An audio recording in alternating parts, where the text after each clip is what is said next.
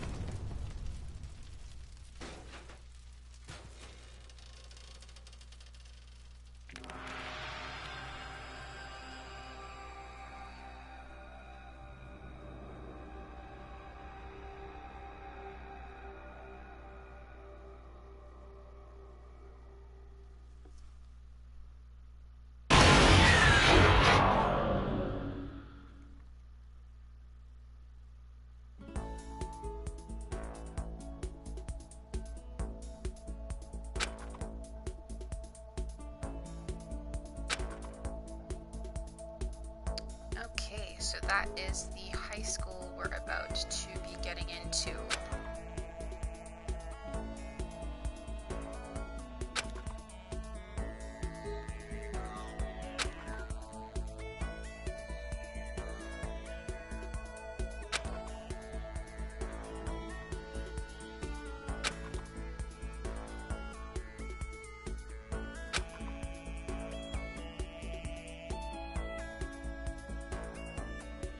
Okay then, very prestigious.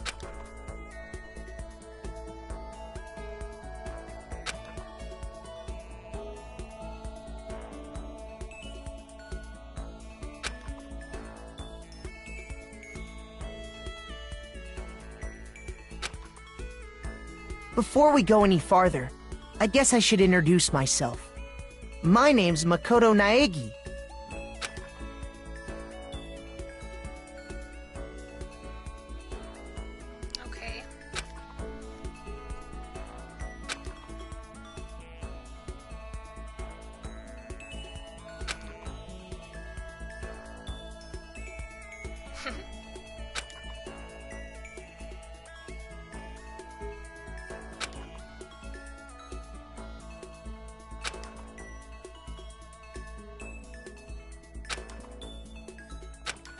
Kind of all like that a little bit.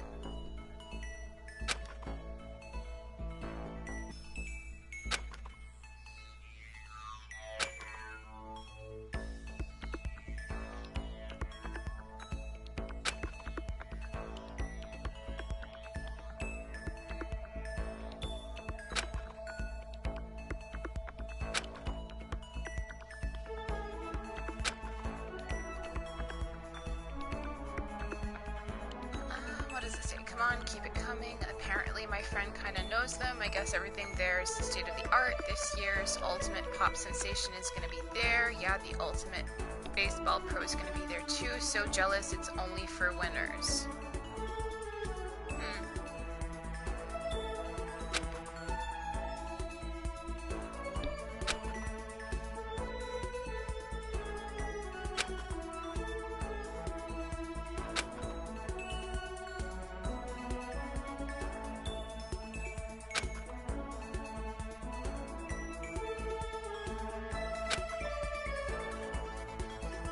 Okay, he is very aggressive. That's the ultimate baseball star, okay.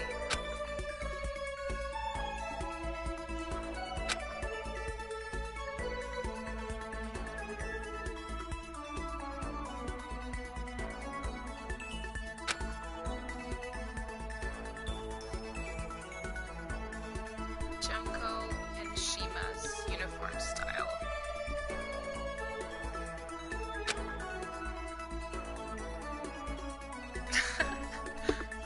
Okay, then, and the ultimate biker gang leader too. Okay, that's intense.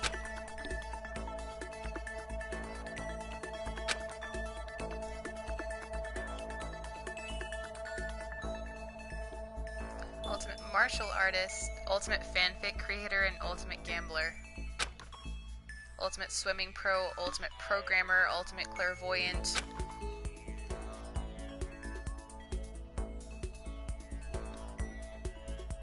Okay.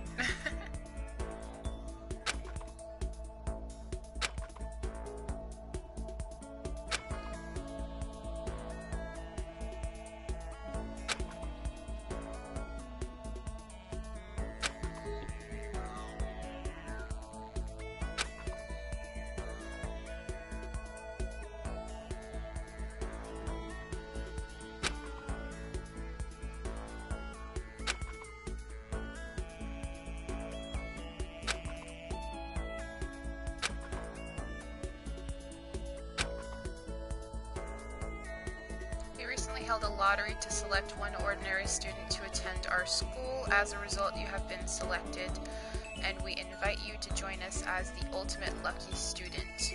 Included is an orientation guide to Hope's Peak Academy.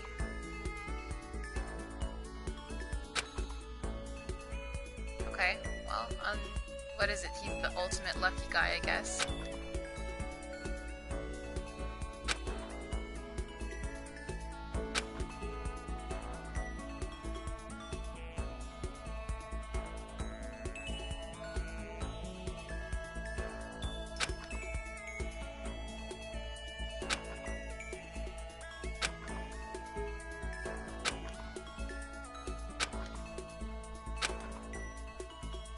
Okay, so he's there early, so it's gonna give us maybe a chance to go in and take a look around and scan the place, I guess.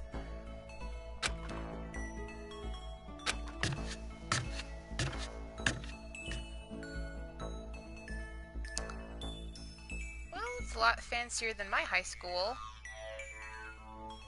Oh, hey Mark, I'm glad you're here. I really hope you check out this game. It's actually a ton of fun. I haven't streamed before, so I don't know if this is working okay or not. Hopefully you can hear me. But yeah, you totally need to check out this game. It's a great time. So, okay, this is the meeting place.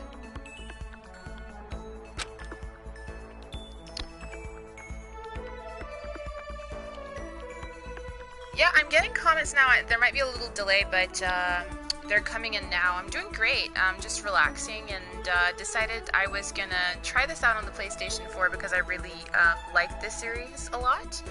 And yeah, it's looking pretty good actually, and I'm enjoying it so far. I don't know how the controls are gonna do the later parts, but so far so good. You haven't missed much. We're just first coming into the high school, so it's kind of setting up the story and all of that, so.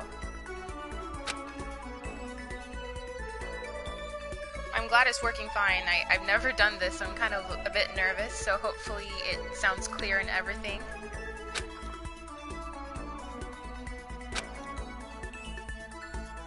Okay, so we're gonna have a look around.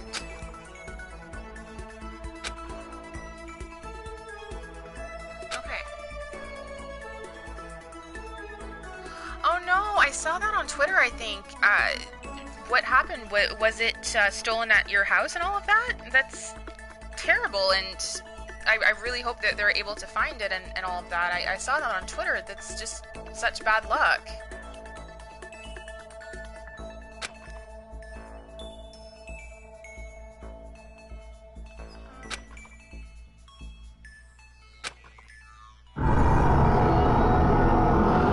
Oh no, I'm really sorry to hear that.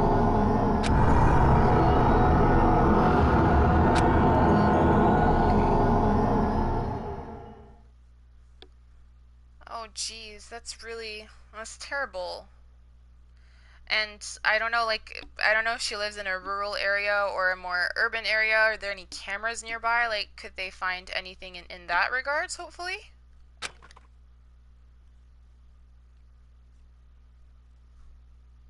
Okay, well, we're spinning away somewhere. Spinning, mixing, melting away, then spinning again, and then the next moment. Okay. We're unconscious.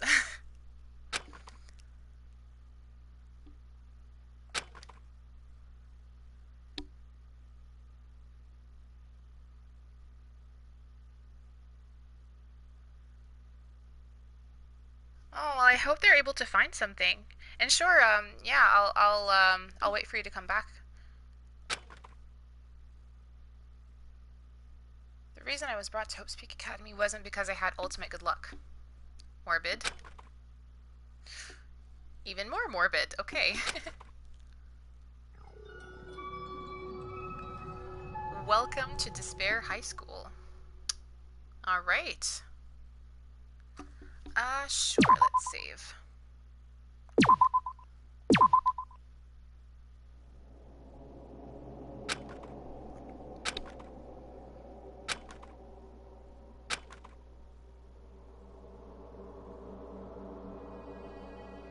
Mm-hmm.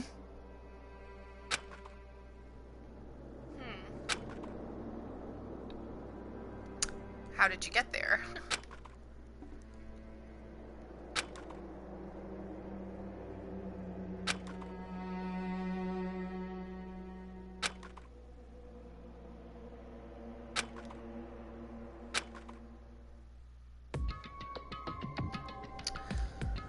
Okay. Basic controls.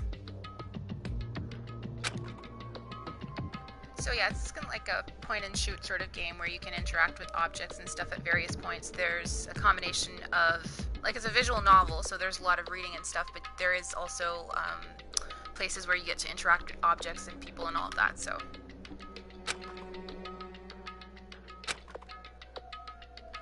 Use directional buttons or the L1 and R1 buttons to adjust your viewpoint. Okay. Sure. Okay, I see it now. And you can push the triangle. Oh, that's kind of really loud. You can push the triangle button to get a sense of what you can.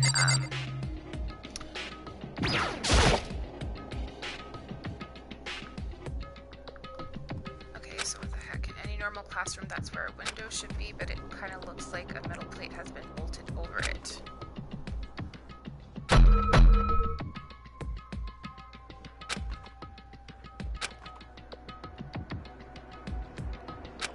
Not gonna get much vitamin, what is it, vitamin C? No, not vitamin C, it's B12 or whatever.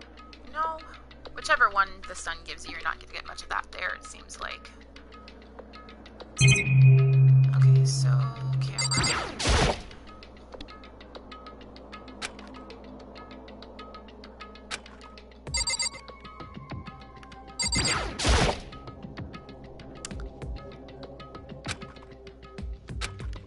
Oh, hey Mark. Yeah, I was just saying that there's a lot of reading in the game. There's also some interactive elements where you get to sort of point and shoot and interact with nearby items and stuff. So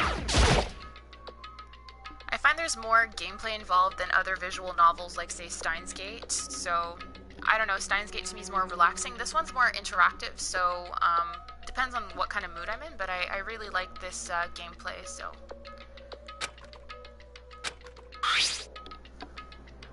Hey there, new kid. The next semester is about to start. Starting today, this school will be your entire world.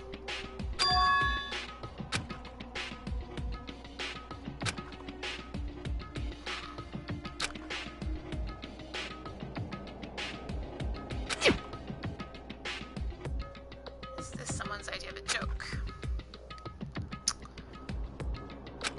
I got myself so wound up, I passed out in the main hall and then someone carried me here.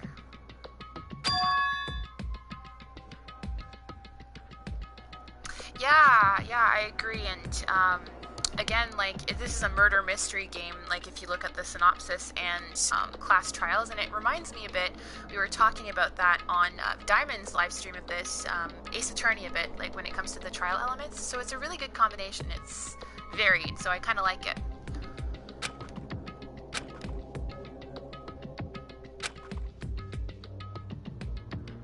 A prison, yeah, kind of.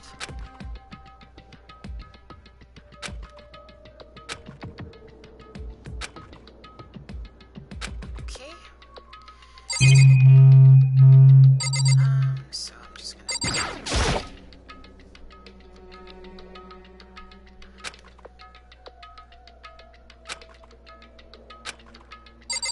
Okay, so I think we saw everything in this room, so...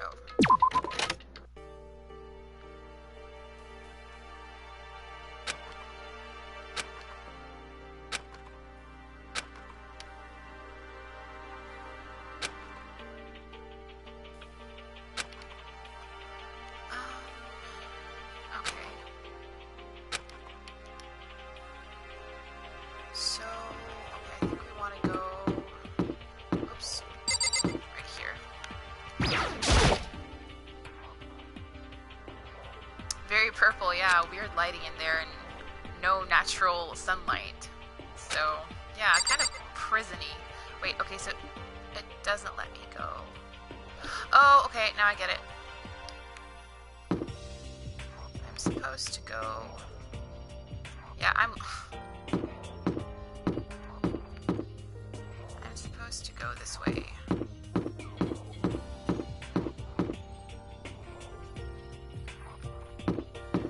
Here, I think.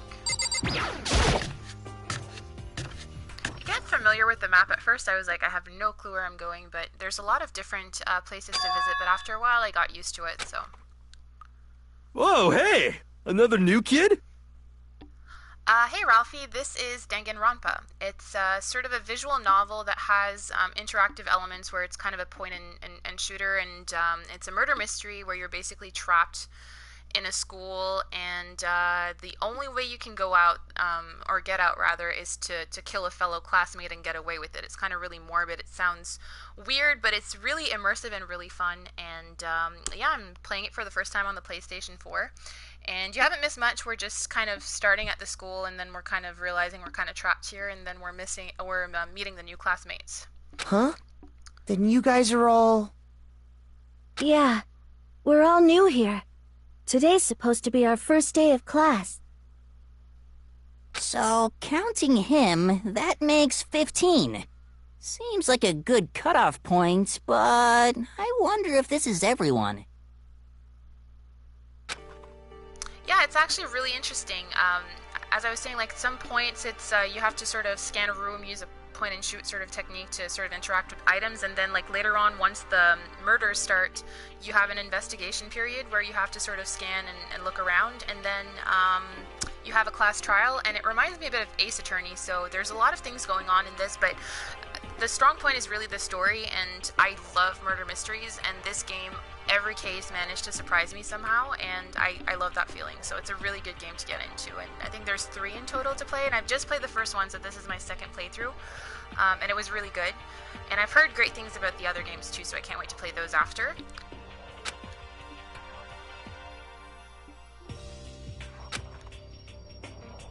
And yeah, this is a prestigious school, so the protagonist was saying basically that everyone who's here is kind of an ultimate something. There's an ultimate baseball star, an ultimate pop star, and he's kind of, he got in by lottery. He got sort of lucky, but he's not really an ultimate anything. They just call him the ultimate lucky guy, sort of. So yeah, he's kind of in there with a bunch of really famous people in their own right, so he feels a bit insecure about that.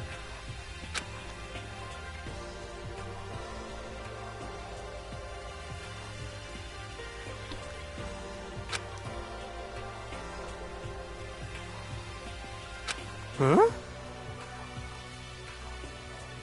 Hey, Slot. I call this girl Gothic Lolita. She's interesting. This is our ultimate fanfic writer guy. He's unique.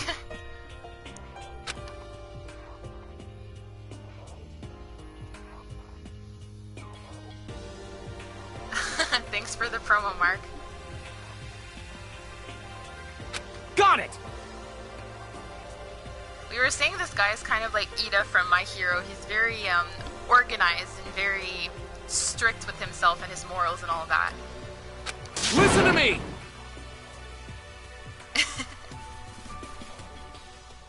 Oh my god, okay.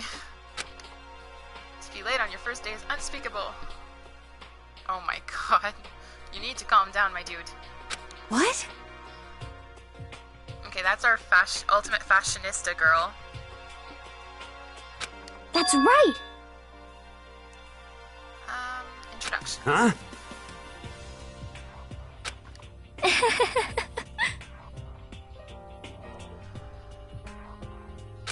Yeah, and I will have a clue who everyone is, and you guys will too, so...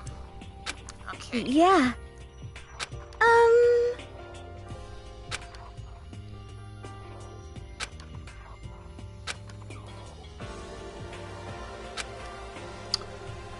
Okay.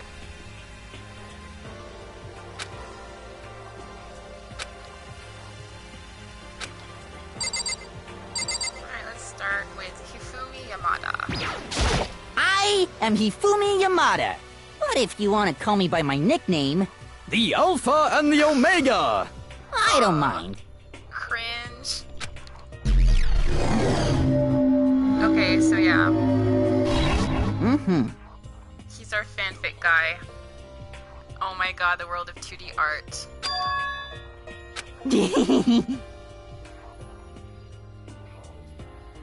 Mm-hmm. No, actually, Ralphie, this is my first stream, so I'm kind of nervous, and I hope it works fine. I tried the first time, and I kind of messed it up, so then I deleted my video and then restarted, so hopefully this works. But yeah, this is my first stream ever, so I hope I do okay. Okay, that's a pretty impressive feat. 10,000 copies. Tainted, okay, yeah, you tainted the event. However...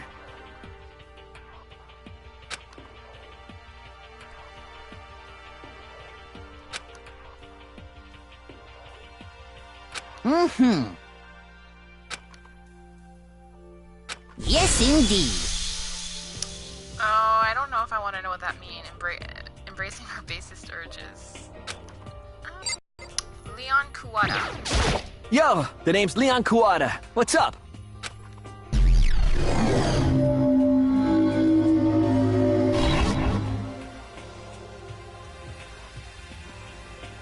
Oh, thanks. Yeah, well, hopefully it turns out okay.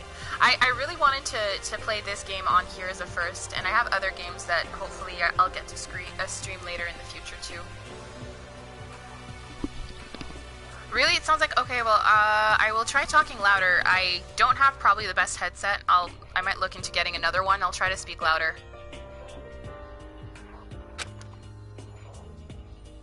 Okay, so this is our ultimate baseball star guy, so... And he looks a lot different than he did in his baseball days anyway. More, I guess, I don't even know how to say it. He just looks more, he looks more, I guess, put together as a baseball star, and he's more like, all over the place with the sort of rock star hairdo now.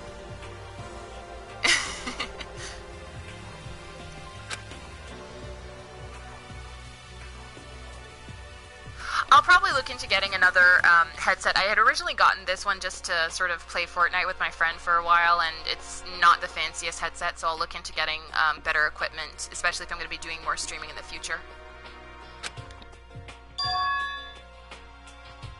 Diamond was calling this guy the Kirishima sort of alternative, who kind of looks like Kirishima from My Hero a bit.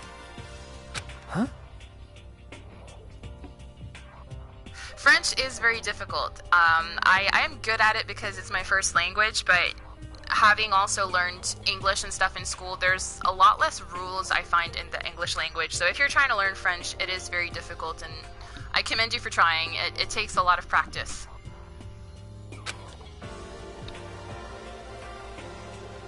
Give me a break.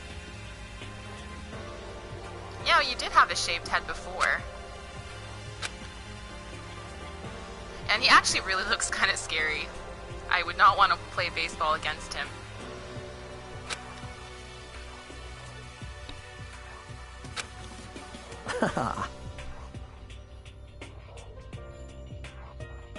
What the crap?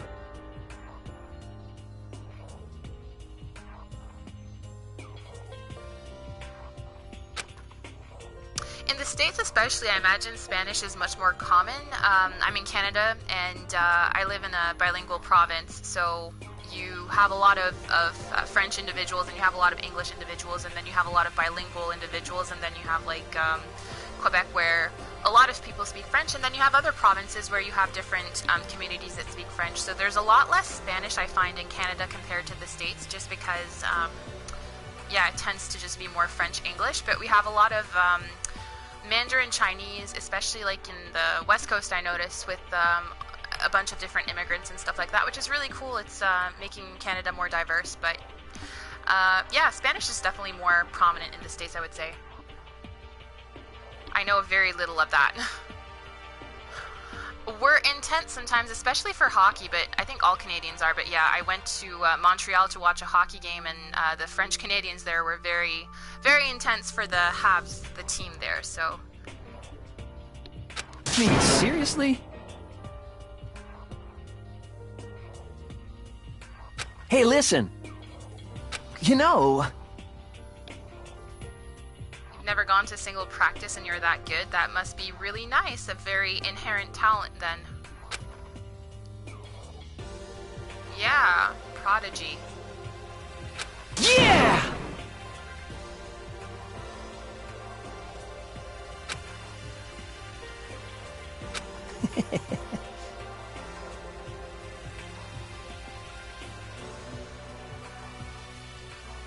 You know what I mean.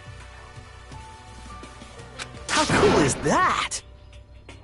Oh man, yeah, there are different teams that are a lot more intense. I find like the biggest rivalry in Canada is like Toronto versus Montreal, and I find, especially because the two cities are very close from one another, so you end up having like split crowds and stuff, and they're pretty like civil in terms of, I mean, yeah, like there's banter and stuff, but they're pretty civil. I think some of the worst rivalries sometimes are like Montreal and like Boston and stuff. And I've heard of like people sometimes like when someone goes to like the other sort of home rink and they wear like the other team's jerseys, they can have like beers poured on them and stuff. But yeah, people get insane for sports sometimes. I enjoy them, but it's like, whoa.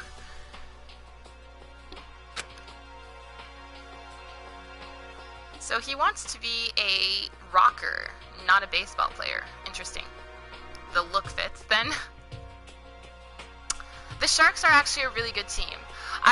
My favorite team is Montreal, but I was saying that I also really like Chicago Blackhawks, and I really also love Nashville, mainly because I loved PK Subban, our player in Montreal, and he got traded over there, and I like him so much, and I've been watching a lot more Nashville games, but I do enjoy a lot of the other teams. I was actually kind of really into the Stanley Cup playoffs last year with the Vegas Golden Knights making it so far. I thought, wow, like first season and you're doing so great. It was really interesting. And that's so awesome, and I'm wondering, Ralphie, is it like pretty cheap to go see them? Because in Canada, like if you go see Montreal, it's so expensive, especially at the Bell Center, like the home rink in Montreal. But I was wondering, because like in the States, like a lot of people do like hockey, but baseball or like football seem to be more prominent. So I was wondering, like the ticketing might be better priced over there than it is here. So I was saying I might go see like an away game of like my favorite team in one of the US states some of these days because it might be cheaper.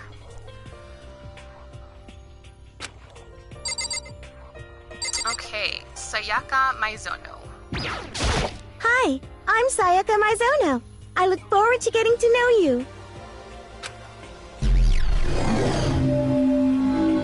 That is our pop sensation. I think Makoto's got a little crush on her.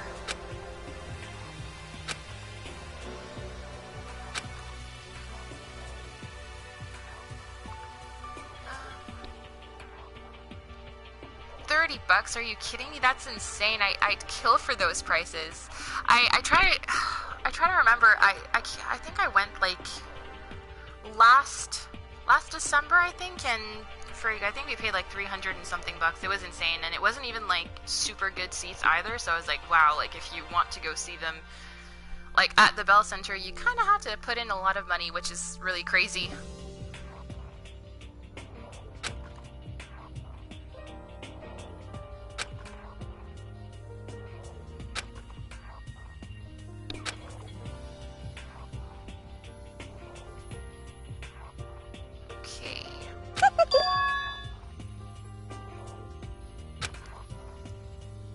She can read his mind.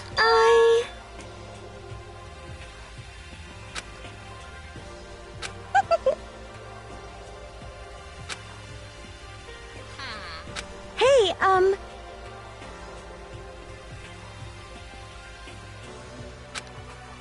Yeah, see, next time I'm in the States, I'm gonna try to, like, I don't know, be strategic about it and plan a trip, like, in line with when my team will be playing, like, in the city that I'm visiting or something, and that way I can actually go see them and have great seats and not, like, have to pay for an arm and a leg for it, so. huh? Just hold on! Oh my gosh, this guy. How long do you plan to waste our valuable time with this ridiculous back and forth? You hear me? Oh my god, calm down, dude. Sorry. Okay, I'll talk to you later, I guess.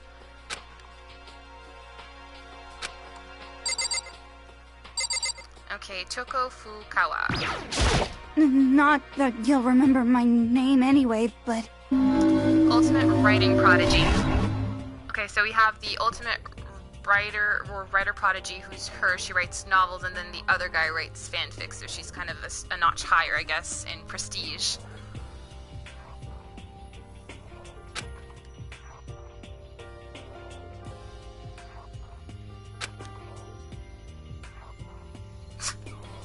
The book was such a hit with women that fishermen quickly shot to the top of every hottest men poll. Okay. Whatever works.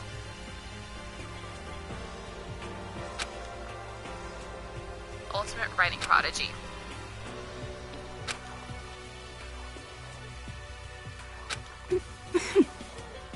What's your problem? What the heck? Oh my god.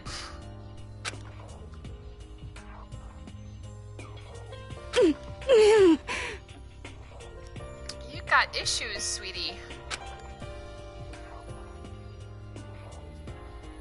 Okay. I'm telling you!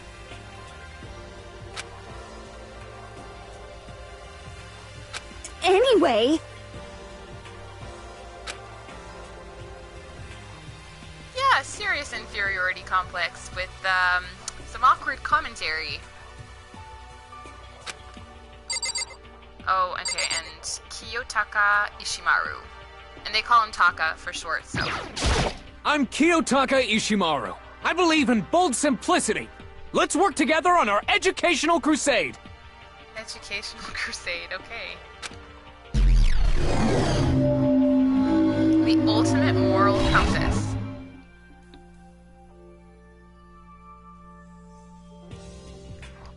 So that's Kiyotaka. According to what I saw about him on that thread... Yep, he's Eden, all right. So he won top honors every year, flawless honor student. Public Morals Committee.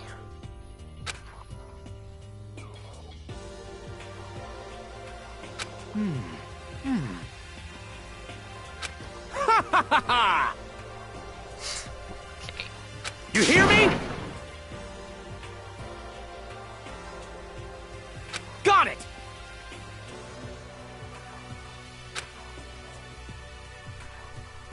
Kind of, yeah.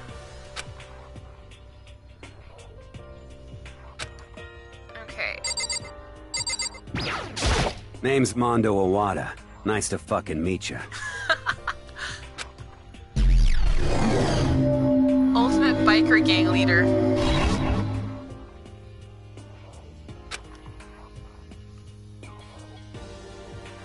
He's the current leader of the largest biker gang in Japan. Ultimate biker gang leader.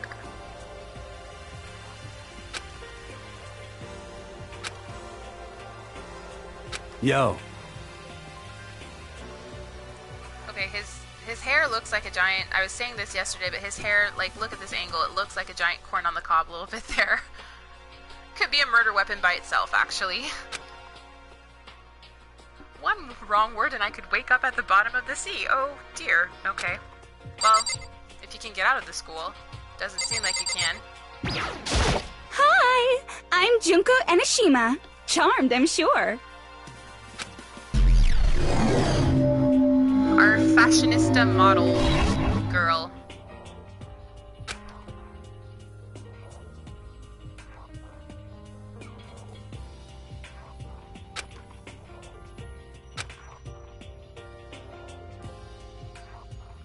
What?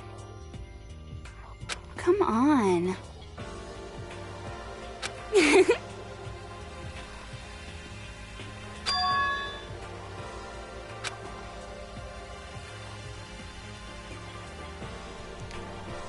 Kinda true. What can we do? Totally!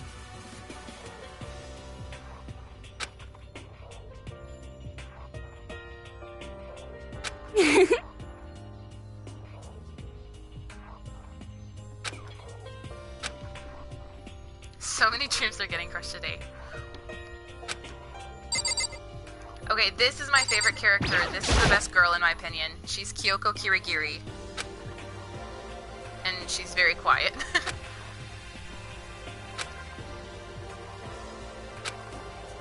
My name is Kyoko Kirigiri.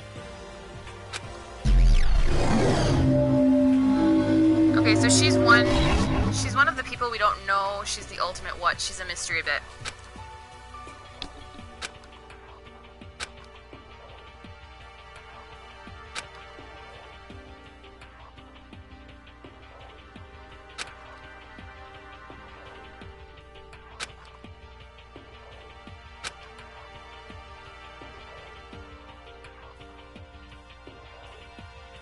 What?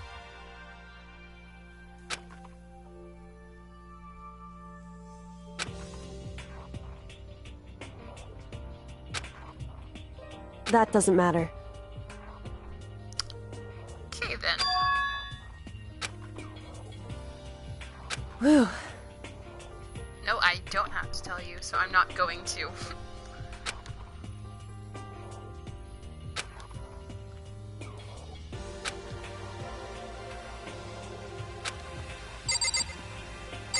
Chihiro Fujisaki. Hello, nice to meet you. I'm Chihiro Fujisaki. The ultimate programmer.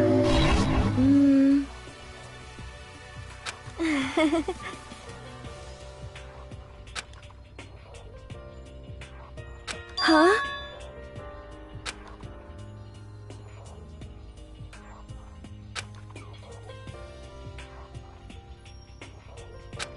I'm sorry.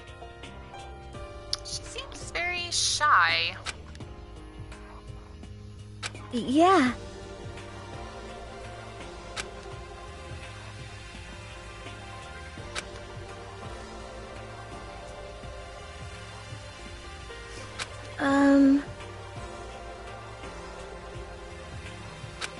I'm sorry. Yes.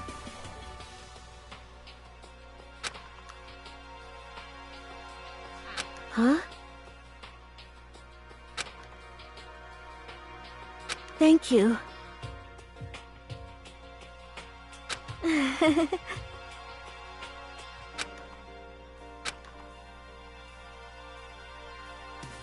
She seems nice.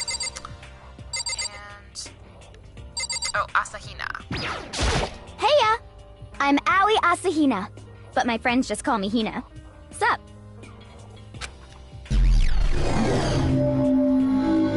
The ultimate swimming pro.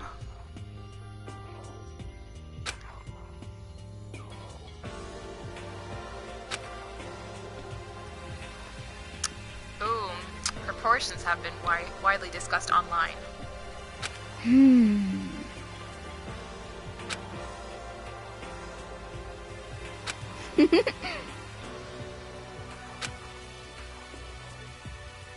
You got it! Yeah!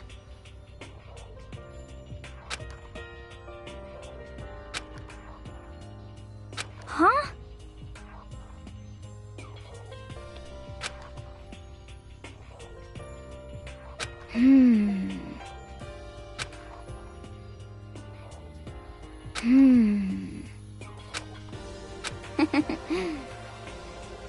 Okay.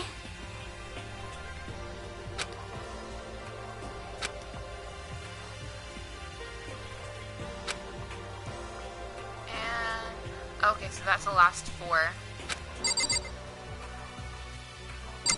Oh, hey! I do not think we have been introduced. You just got home from I am school? Celestia Ludenberg. Well, you got in on time for my live stream. I haven't done too much in terms of the game. We're just doing introductions of all the different classmates. So she, I think she's Japanese. She's pretending to be French, so... Celestia Ludenberg. Ultimate gambler girl with a Lolita, or a gothic sort of Lolita sort of fashion sense.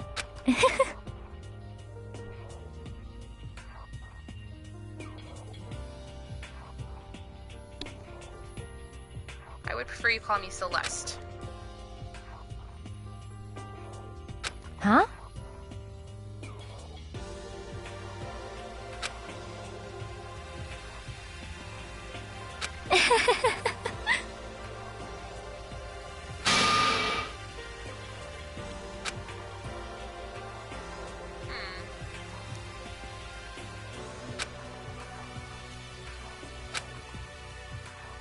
The self-styled Celestia Ludenberg, she's the ultimate gambler who's never lost a bet. Oh, see? Gothic Lolita. Other than her obvious love of Gothic Lolita clothes, everything about her is wrapped in a veil of lies. The title Queen of Liars.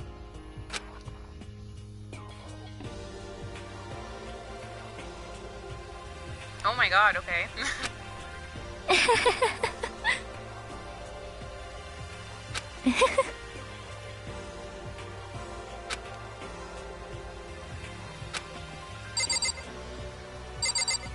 Yasuhiro Hagakure.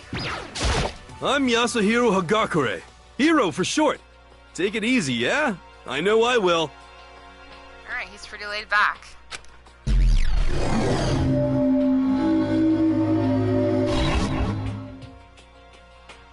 Oh yeah, Chihiro. Yeah, she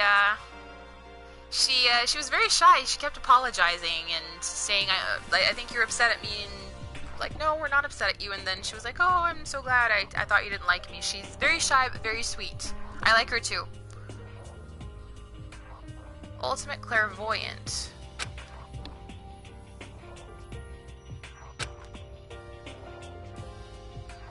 Could it be...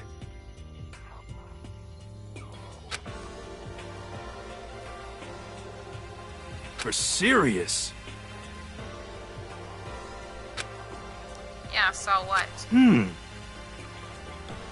A guardian angel with a crazy perm chasing after Bigfoot running off with a skyfish in its mouth.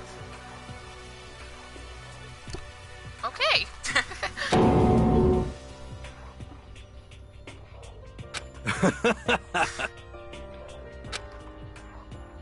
Some brewskis? Aren't they in high school? Yeah! You know? You're 21! I've been held back a few times. A lot of times, I think. But, you know, you do you. You're still trying. Good for you.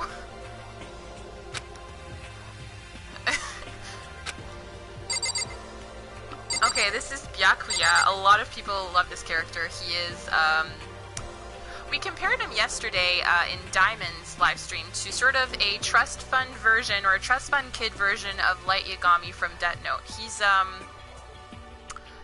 a bit of a superiority complex a little bit there. Name's Byakuya Togami.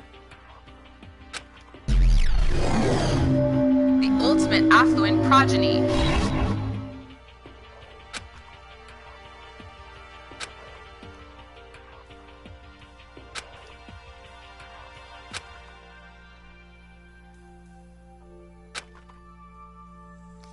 Heir to his family's massive financial conglomerate. Conglomerate.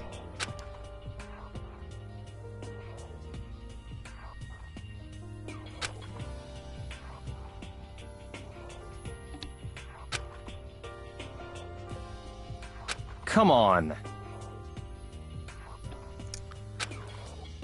Oh my god, okay, you're not very nice. Go away, I'm sick of looking at you. Well, fine then. Yeah, seriously.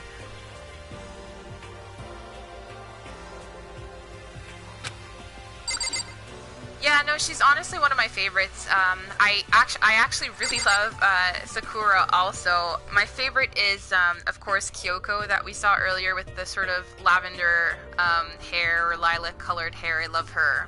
She's very logical. I don't know, it kind of resonates with me a little bit. I kind of like maintaining sort of rationality in crisis situations, and she kind of does that, so I relate to her a little bit. But I also really like Sakura. At first I was like, wow, you are really intimidating. We said she looks like All Might's daughter, kind of, but yeah, I love her. She's awesome. She's a nice person. Aww. Well, you gotta invite your girl over and cuddle with her and then get her perfume all over your sweatshirt again. Mom got in the way of that. That's not cool. I am Sakura Ogami. Sakura.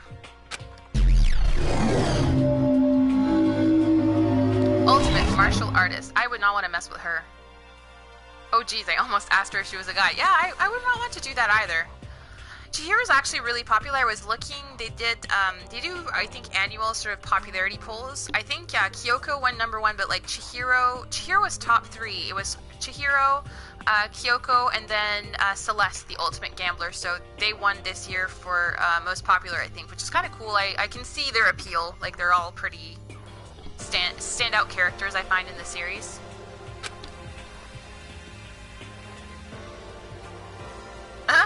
The day I say something like that out loud is the day I get turned into a human meatball.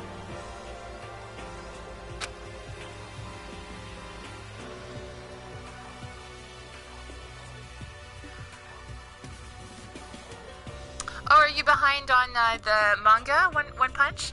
I'm reading it as like I'm not reading it online. I'm reading the chapters as they get released in. Oh, All Might has a daughter. Yeah, sorry about that spoiler. Yeah, no, I'm behind on My Hero too because I keep up with the actual published volumes rather than the online translations. So they're a bit behind on that. So I've been trying to avoid spoilers myself. Though I saw one for the future that I'm kind of excited about that I was kind of happy to be spoiled about. But other than that, I try to be good in terms of my Hero spoilers. She competed in a martial arts tournament in America and won despite being a girl. Hey, that's not a despite. Girls can kick people's ass. She's fought, in over 400 matches and never lost a single one.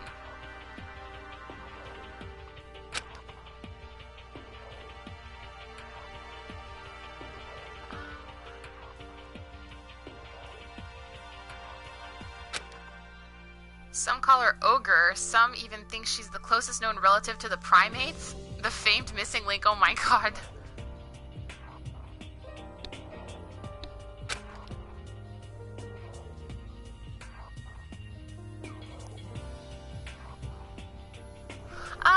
I don't know. The only manga that I actually, I got so addicted that I read it online because I needed to know what was going to happen, was The Promised Neverland. Other than that, I haven't really read too much stuff online, so I'm not the most knowledgeable person to know that. And I do try to support the official releases as well, because I've been buying the Promised Neverland volume, so I was like, if I read it online, I'm supporting both, so it's okay. And, no, it's a good series to get into, and I actually want to get into the Vigilante spin-off, but I don't think it's the same manga writer or artist, but I hear that there's sort of appearances by different My Hero characters. I think Aizawa is in one of the volumes. So I have volumes 1 and 2, which are out now, and I think 3 is coming out soon, but I haven't started that series yet, so I'm not sure if it's any good, but I heard good things, so we will see. If you value your life, avoid her at all costs, because she will crush you and destroy you. Oh my gosh. Hey.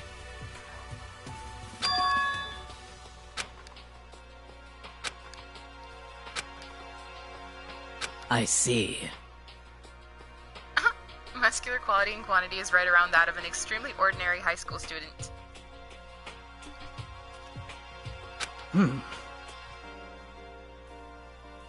You're not at all fit to act as my training partner.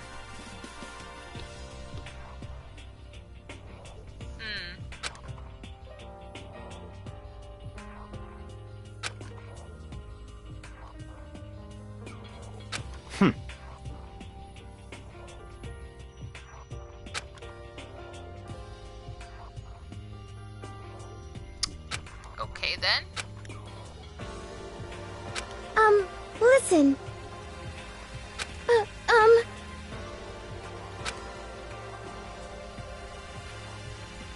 Okay, so when they all got to the school, they all passed out, I guess. Like we did when we got in. I mean, seriously? And then when we came to, we were somewhere here in the school.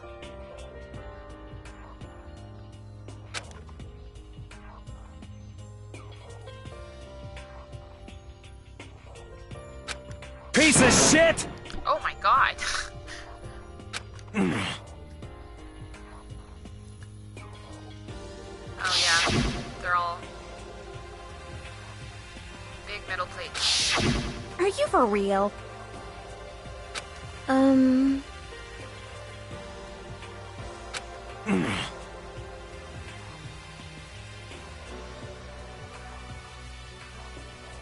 I've heard a lot of good things about Red Dead Redemption 2, and I've seen some gameplay, and I was so impressed with the graphics. It's so nice. I think that God of War and like Spider-Man are going to be the obvious contenders for Game of the Year. What does this mean?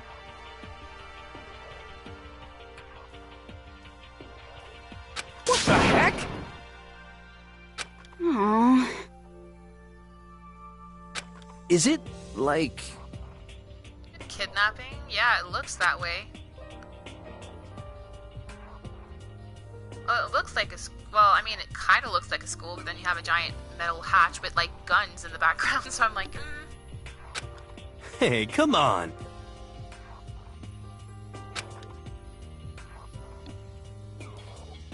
You know? I see. What the hell?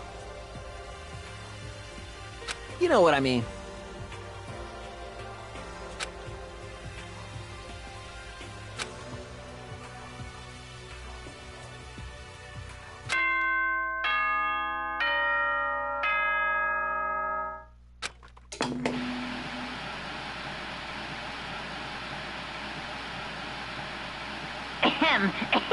Testing, testing. Mic check 1, 2. This is a test of the school broadcast system. Am I on? Can everyone hear me? Okay, well then.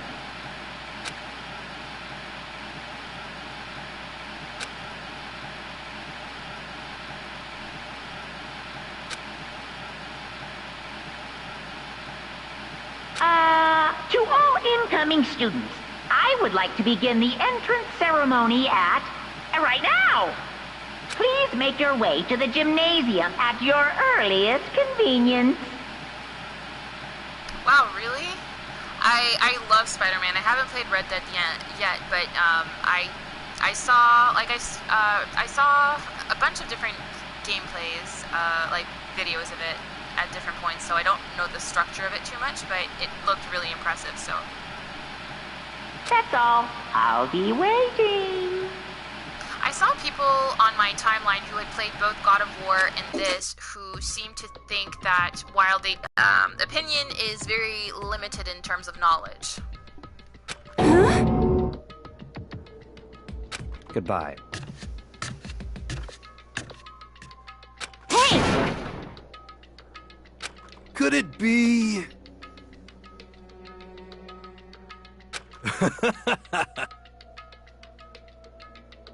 You know? I've heard people say that it's very detailed and very realistic. So, like, even though it's not the same style at all, people were saying it was almost like a Western version of The Sims a bit, just because you do so many, like, little things, so it makes you feel like you're actually sort of there. You have to clean yourself up after hunting or skin the animal, put it up on the horse or something. I guess it's really complicated. So I was like, oh, it's kind of really cool and detailed. More detailed than you would normally see in a game, I guess, so.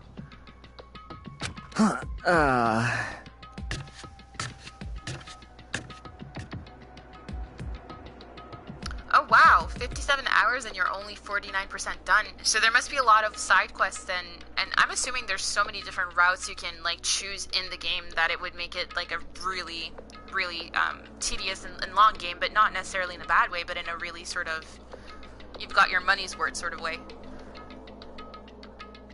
Huh?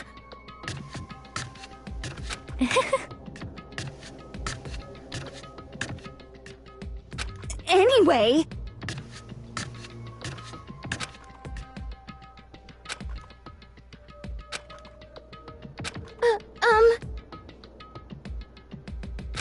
This is bad. However...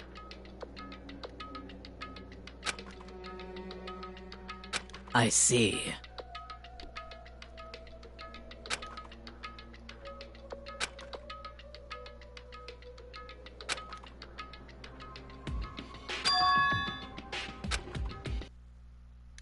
Sure.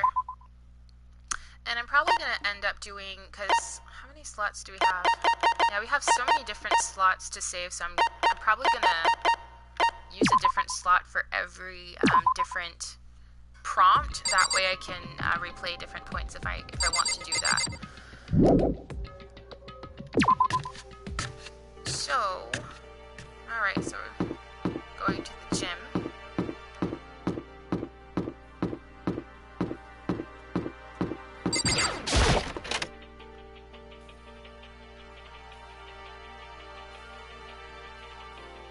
Hey, come on!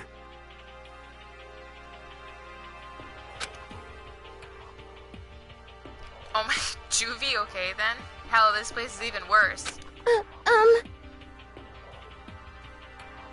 This is bad.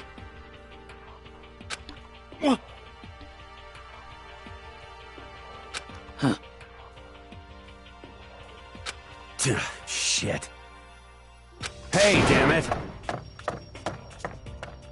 What are you thinking? Well then. Oh my...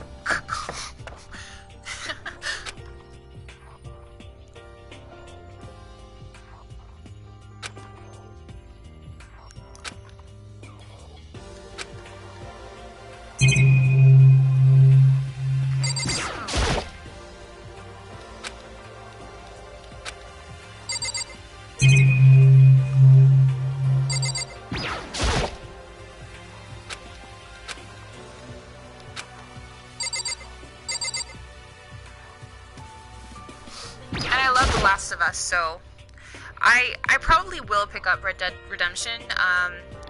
I don't know, I might wait until it gets more on sale or something. A game that I recently picked up that I want to play next on the PlayStation 4, I played some of the original on the PlayStation 2, but not the PlayStation 4 one, and that's Shadow of the Colossus, and I don't even know if I'm saying it right, but anyway, it looks really, really beautiful, so I can't wait to play that. I got it for like 29 bucks, so it was like pretty solid deal, brand new copy, so I'm going to be playing that probably soon.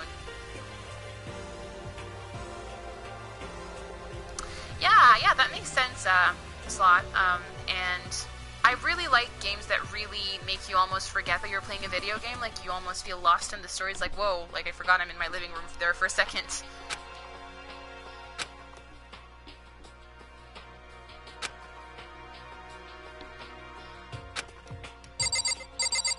Alright, well, let's go in the gym and see what everything's about. Okay then.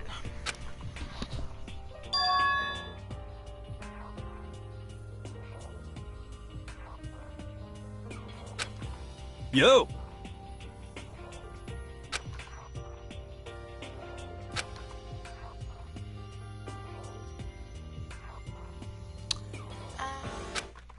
Hey there! Howdy! Hello! Is everyone here? Good! Then let's get things rolling!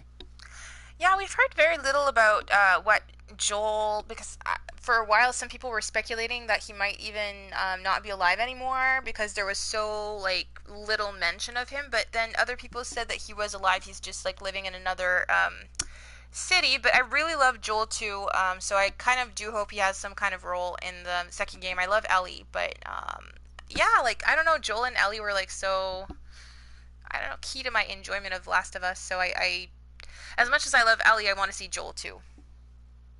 Yeah, I think at first he wasn't mentioned and stuff, and I think the way some characters were speaking, like some people were like, "Oh no, did they kill off Joel or something?" And then he showed up later, and then where they were like, "No, Joel's alive," and everyone was like, "Thank God."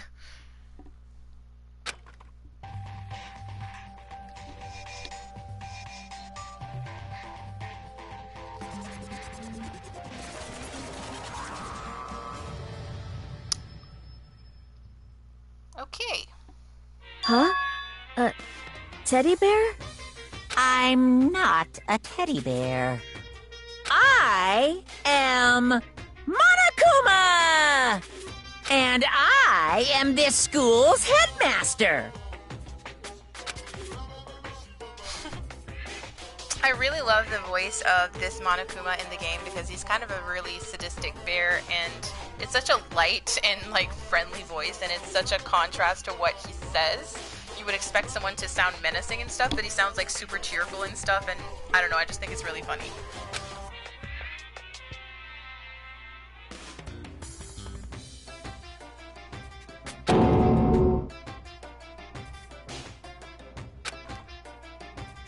Nice to meet you all. Yeah, bright voice, carefree attitude. Yeah, I'd be kind of scared too, so it's understandable, Makoto. Say what? Hey, come on now. Headmaster. Say what? Shit.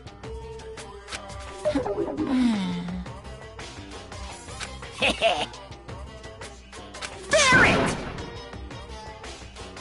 Well...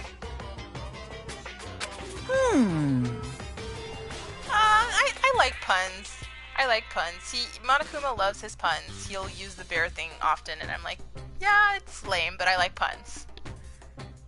Come on. Now then. He has abandoned the gag. Good morning! You hear me? What's your problem? Now then.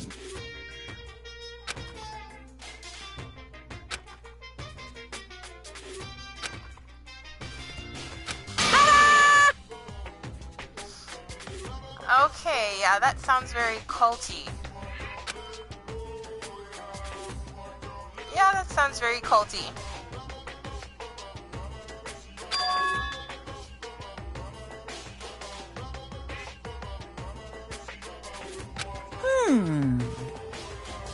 Too bad.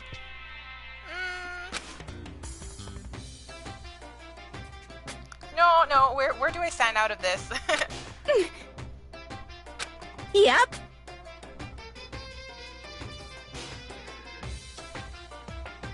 Hold on a second.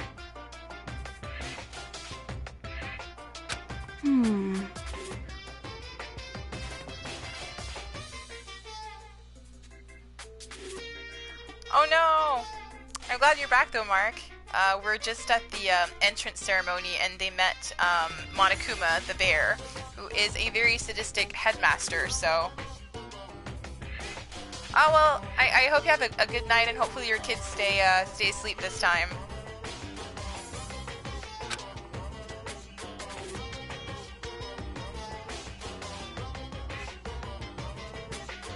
It's true.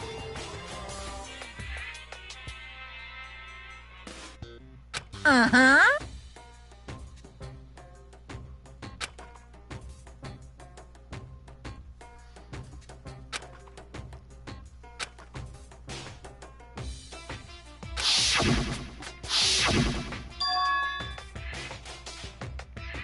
Phew.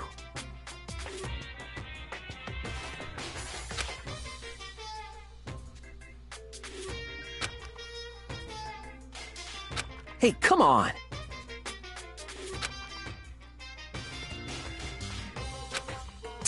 Damn you! Unbelievable. What are you gonna do?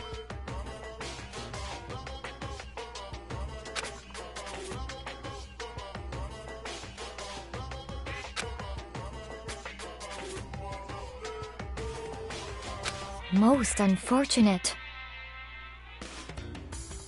What's this?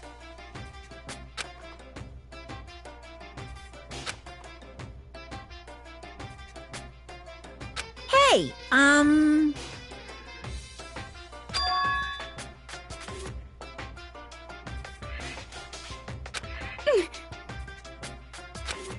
Actually... The graduation clause. And here's the setup basically for the premise of the game. Now then.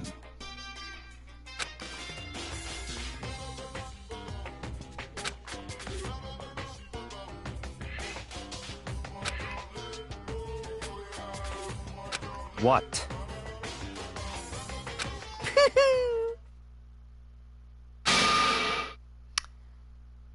Dum dum dum, if one person were to murder another. Yes, indeed. Stabbing, strangling, bludgeoning, crushing, hacking, drowning, igniting. How you do it doesn't matter.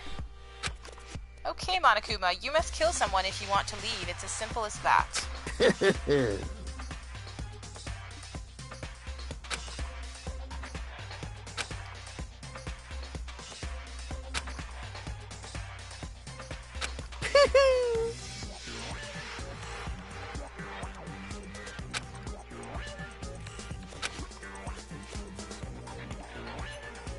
Taking that hope and seeing it get murdered creates a darkened shadow of despair. Sadistic. Extreme! Oh my gosh, okay. What the hell? Huh?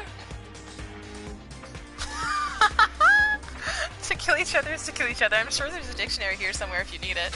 What are you saying? Say what? Blabbering? Blabbering? Blabbering? What do you mean blabbering? Stop blabbering on about blabbering on! How strange.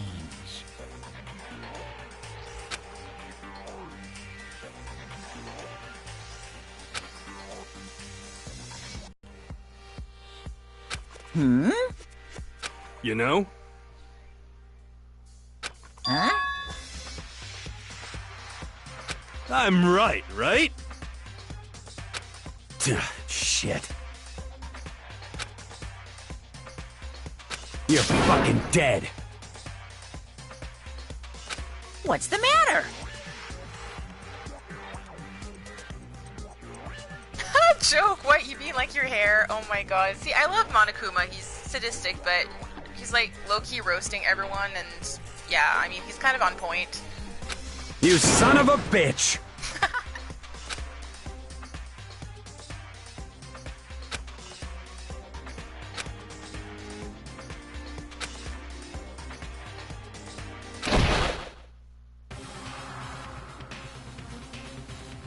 Gotcha, you little piece of shit!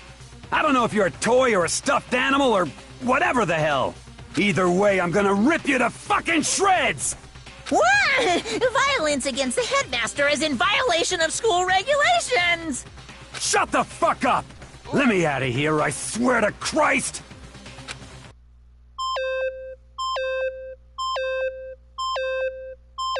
Hey, damn it!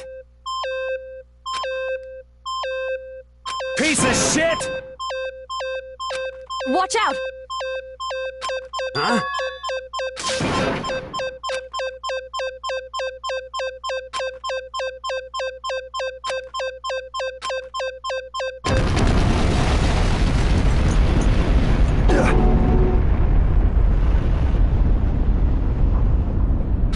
What the?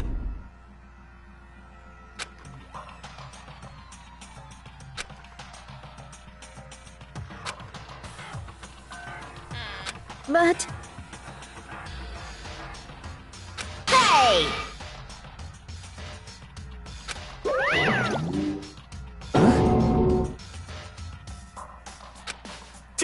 Damn you! Of course! I was serious about trying to kill you. You did violate one of the school regulations after all.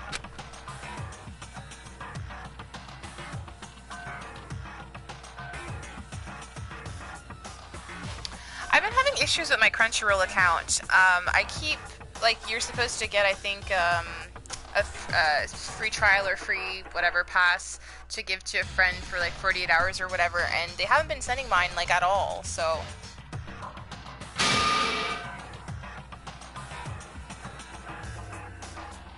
Any naughty boy or girl who violates my rules won't get off with just a little swat on the butt. This is bad.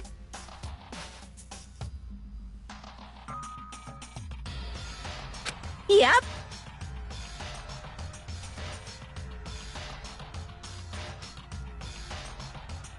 I use a combination of Crunchyroll and Funimation. Sometimes I do like dubs, but sometimes I like subs. It depends. And if I want to do something kind of when I watch my anime, I'll resort to like watching dub more. That way I don't have to pay as much attention, like reading the subtitles and all of that. But 8.90 seconds. Oh my gosh. Yeah, that doesn't sound very good, Sloth. Yikes. I hope they fix that. I haven't used it in a bit, so...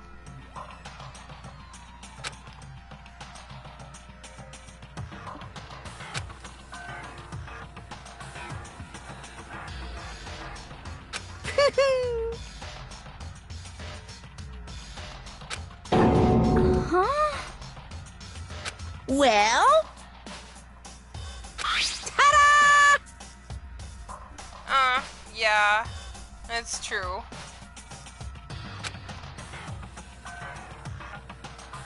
Maybe they do it to sort of entice you to get like a premium account or something. I don't know. So this is our e-handbook. This handbook is absolutely vital to a healthy school life, so don't lose it. It will display your name. Always make sure you have the right one. Okay. What? Completely waterproof. Waterproof. Splash it, wash it, drown it. It'll keep on ticking. And thanks to its space-age design, it can withstand an impact force of up to 10 tons. Very resistant. You guys. Will not be tolerated. Shing! Okay, so there are yeah, I mean, yeah, this is the principle of actual society. Laws being necessary evils that protect society from anarchy, I guess. So, yeah, I guess Monokuma, the first thing we kind of agree with each other on. And that and the beautifulness of puns. Yes, indeed! And Mondo's hair.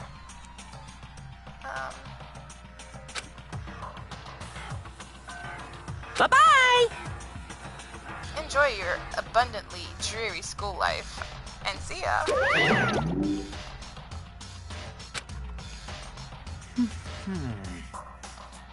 What the crap? Huh? Huh?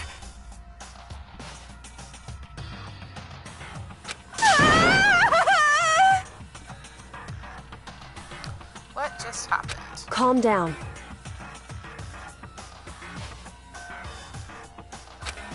First, let's take a look. Okay, summarize everything we heard.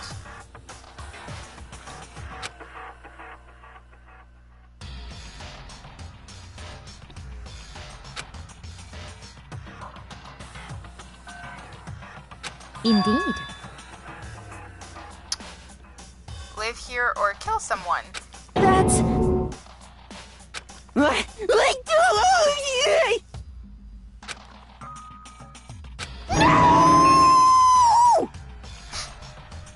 Ridiculous! So, in other words... Yeah, see, it's one thing if you're in the school and you're confident in your own principles that you wouldn't choose to kill someone, but if you're stuck with a bunch of strangers, then, like, I don't know, psychologically, like, the idea that you might be locked in this school with someone who may choose to do that would kind of make you unravel yourself. So it's kind of really messed up, which is kind of the genius of this whole concept, I guess, as a series, but...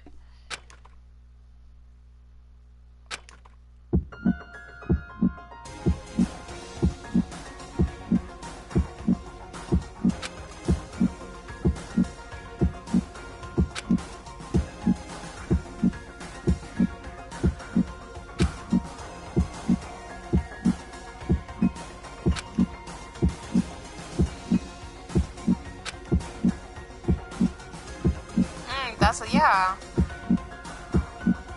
And I mean, just that little twinge of suspicion can be enough to make you go mad, and then make you do something that you wouldn't otherwise do. So it's messed up, but entertaining for us players, I guess.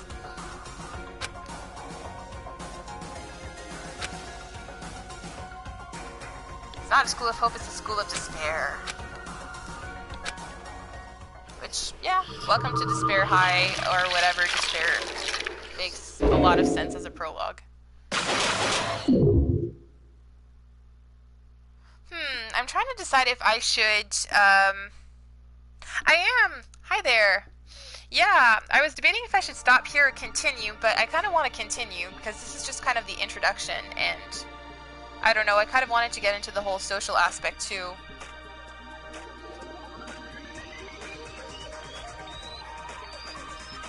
Yeah, this is my... Hey, Nesu.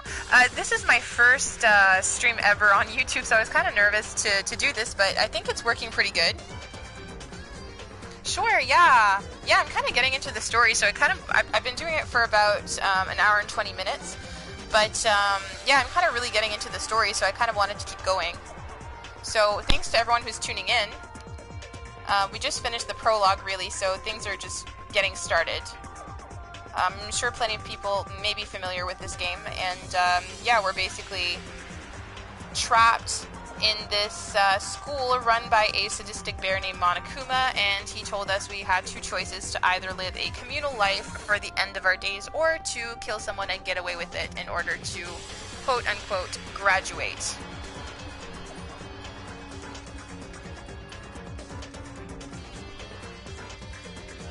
Oh, nice!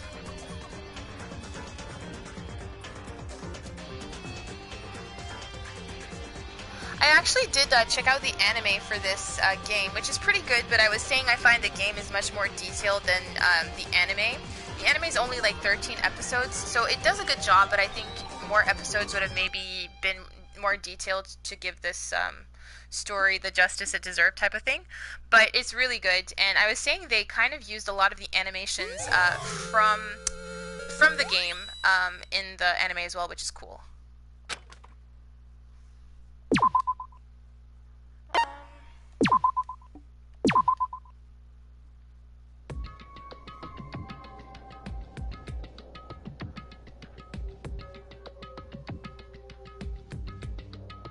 Oh, nice. Yeah, I actually, well, I mean, I have all of the games on the Vita, but I love this series so much, and I don't know, I know this is kind of a duplicate game insofar that I already have it on the Vita, but I really wanted to test it out and see what it was like on the PS4, and so far, it's a lot of fun.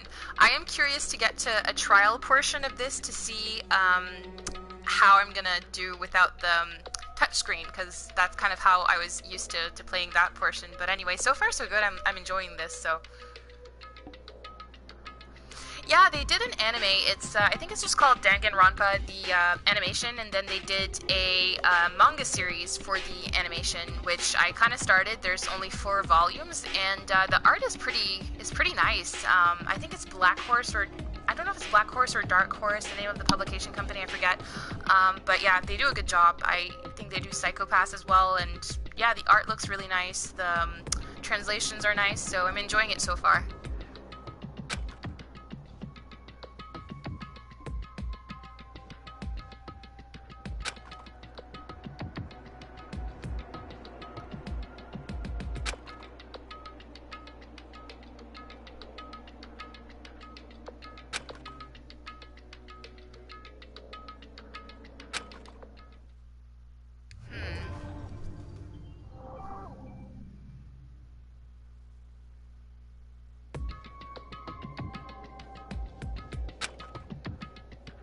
And?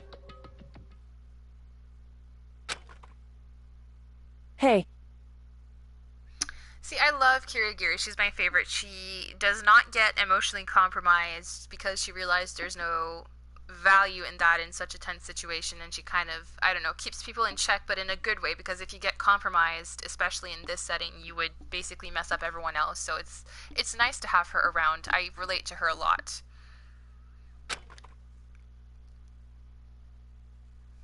Me too. I love Psycho-Pass, and they announced, I think, 3 different movies coming out in 2019, so I'm excited about that. I loved Psycho-Pass 1 especially. The second one was okay, but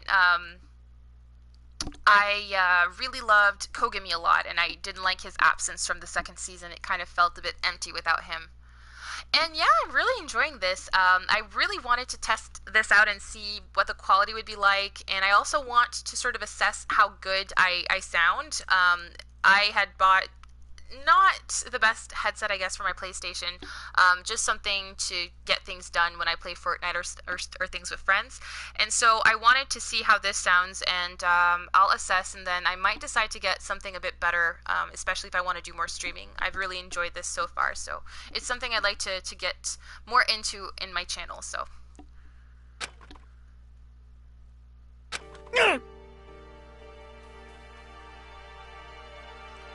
Listen to me! You hear me?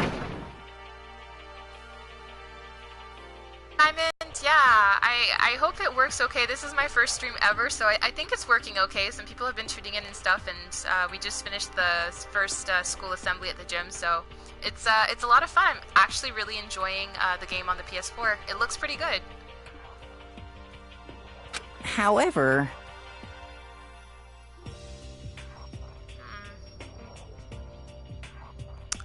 Yeah, Kyoko's probably the most headstrong of the characters, and I suppose it's both a strength and a weakness throughout the game, but for the most part, I think it's a strength. She ends up keeping people in check and making sure that they don't let their emotions get the best of them and let Monokuma win, which I think is really useful in the group because there's no one else really like that, so...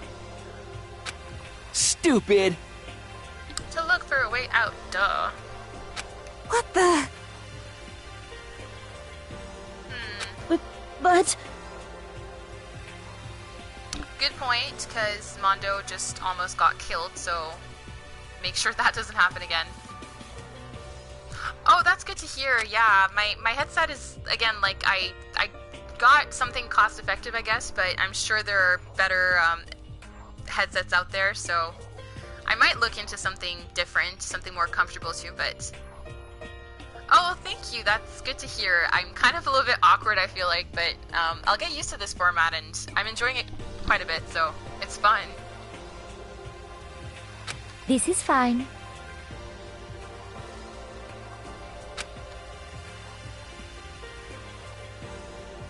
Alright, so then... Okay, so...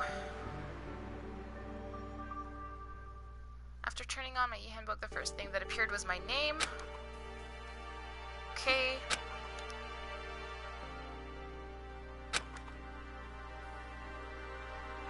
An itemized list appeared on screen. It was the school regulations. Students may reside only within the school. Leaving campus is an unacceptable use of time. Nighttime is from 10 p.m. to 7 a.m. Some areas are off limits at night, so please exercise caution.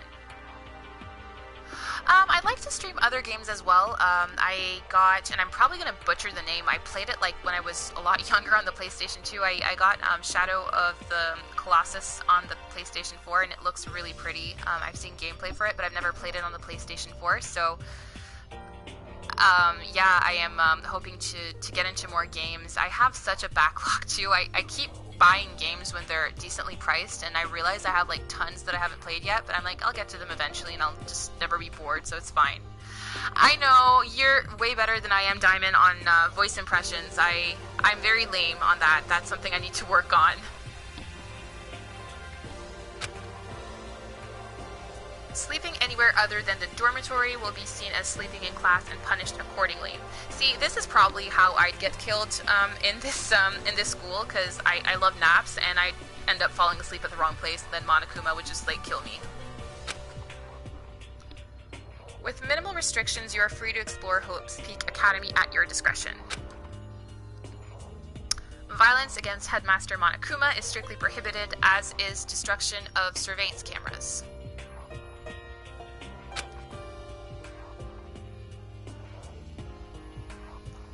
Yeah, see, and this is the important rule with a nuance that I think a lot of people don't really get at first, in the school anyway. Anyone who kills a fellow student and becomes blackened will graduate unless they are discovered, so you don't get to leave the school just after killing someone. You have to, like, get away with it. Additional school regulations may be added as necessary.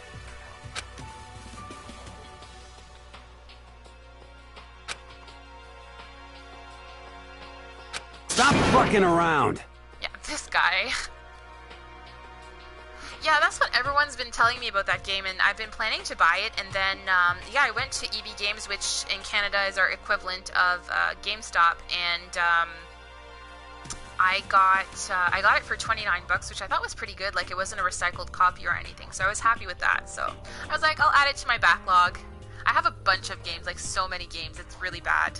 I actually even bought, I think it's a visual novel, it's the Psycho-Pass visual novel, and I'm not sure if it's on the Vita too, but I already have it on the PlayStation, and I haven't played it yet, so that's another one I need to get into.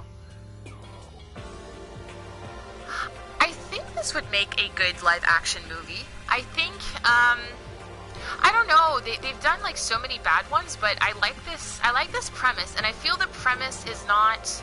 Like, sometimes anime is so, like, out there that I feel it translates very poorly sometimes, like, as a Western movie with Western actors and stuff. Or even, you know, they do live actions in Japan, which is, like, sometimes they're good.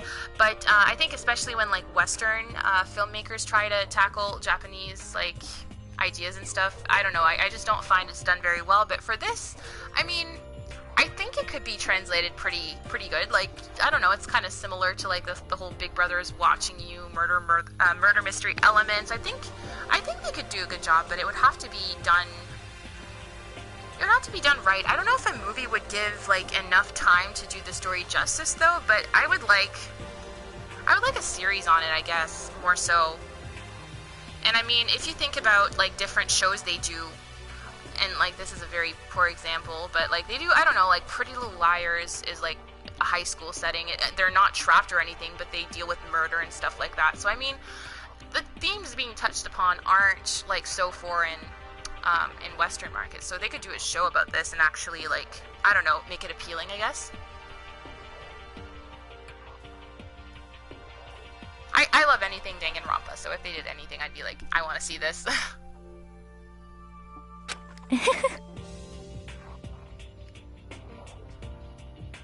Yeah, see, I feel like she would be like, oh, like, yeah, see what happens, and then she kind of wants to use someone as a guinea pig and, like, get them murdered or whatever, and then be like, okay, like, this was a test, this is cool, but, like, just no shit's given.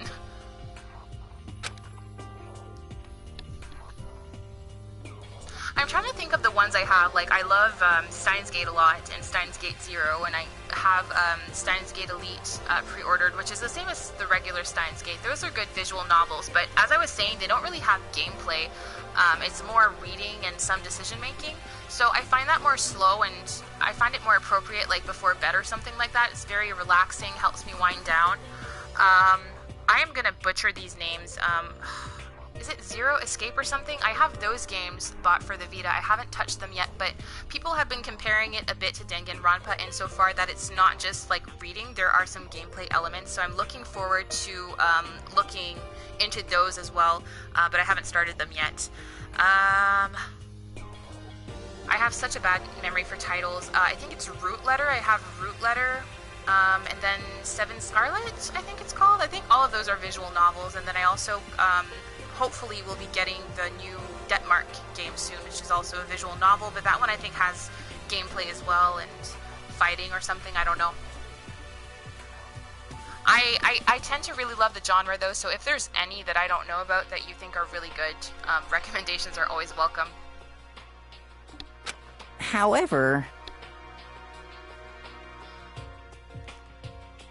I don't think there'd be a respawn waiting for him. Yo.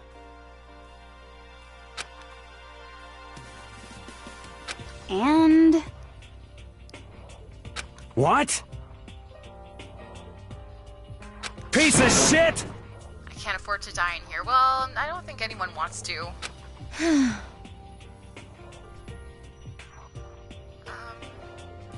That's true.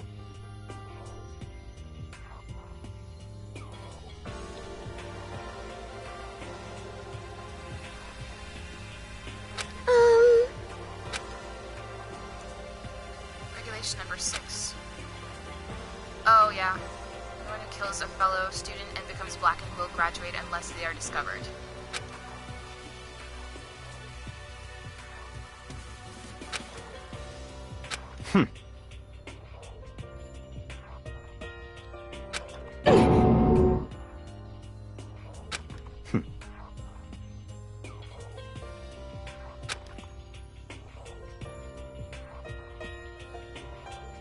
Such ignorance. Yeah, he's the very opposite of Toko. He has like a superiority complex where he thinks he's better than everyone else, and she just randomly thinks she thinks everyone's laughing at her or saying she's ugly, so she's like very opposite of that spectrum and has an inferiority complex. Give me a break.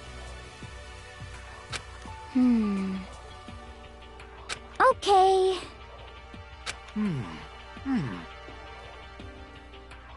You understand? Let's do it!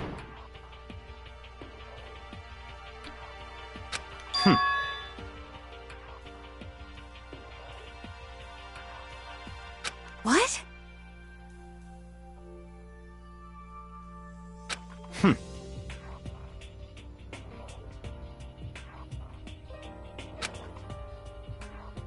Oh, hi, Abdul.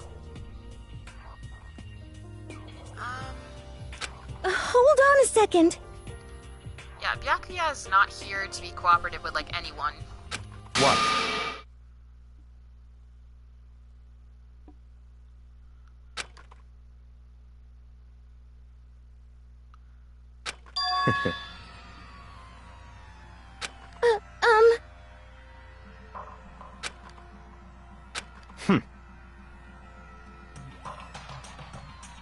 Yeah, I mean, you're sort of in an anarchic system, you're gonna kind of look after yourself over anyone else, but if everyone does that, you're not really maintaining the most secure environment. Just hold on. What? Plankton. I'm not very far. We got to the school, lost consciousness, woke up, met everyone, introductions, and then we were called to go to the gym. And then we had the assembly where Monokuma presented himself as the headmaster, and then told everyone they had basically two choices: to live in this sort of communal lifestyle, cultish school for the rest of their lives, or to kill someone and graduate and get out. So, and they're reacting to that, so what? They're gonna go search the school basically. Such ignorance.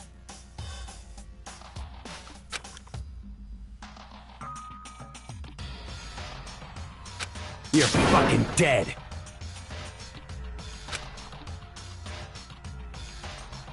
What? Oh yeah, this is not good. You want to throw down? You think you're my dad? You son of a bitch! Good night, Makoto.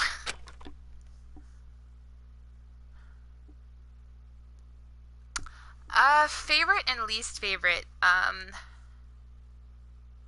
I initially really felt drawn to Kyoko just because, again, like, she's very logical, and I think it's very important to have someone like that in the school, because when people are on the verge of getting emotionally compromised, she keeps them in line, which is honestly for their best, their best interest, their security, with Monokuma around and all that. He wants to break everyone down, so she kind of does her best to sort of preserve that, which I think is really useful. I really love Sakura. I think she's very interesting, and I think I don't know, she seems to have like the best heart to me. She seems very sweet. I love Chihiro. I find Chihiro endearing. And in terms of the guys, I find Byakuya entertaining. I don't think he's the best person there, but I think he's very interesting in terms of the dynamic. I think his presence is necessary in terms of creating conflict and whatnot, so I like having him around. I also really like the fortune teller guy. He means well. He's kind of stupid, but I kind of like him. He's funny. So I think those are like my standouts. I do enjoy Taka too. I think he's also very entertaining. And yeah, loss of consciousness so casually, but I mean, it's one of the like least problematic things happening in there. I mean, it's problematic, but then you murder and like, I don't know. I'm like, okay, ripping people away from their families and anyway, we'll see. But anyway, I'm like, losing consciousness is like the least of our problems.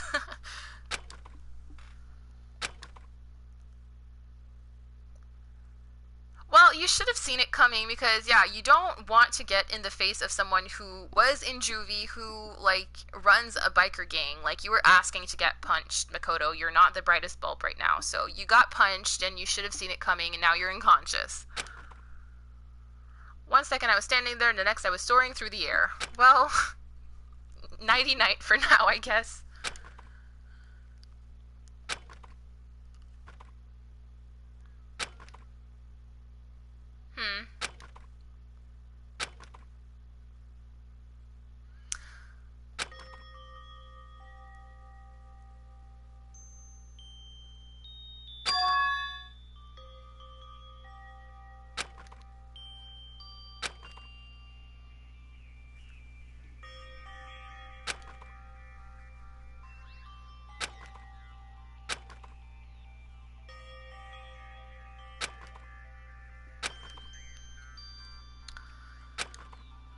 Okay.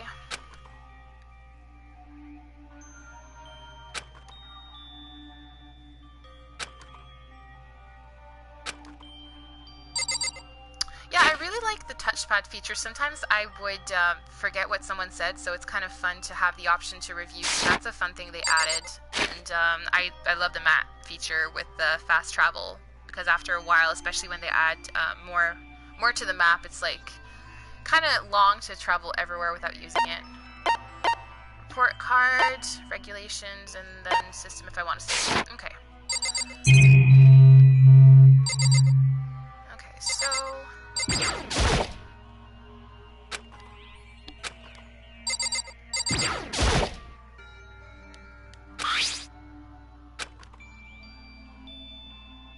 gendered murder weapons.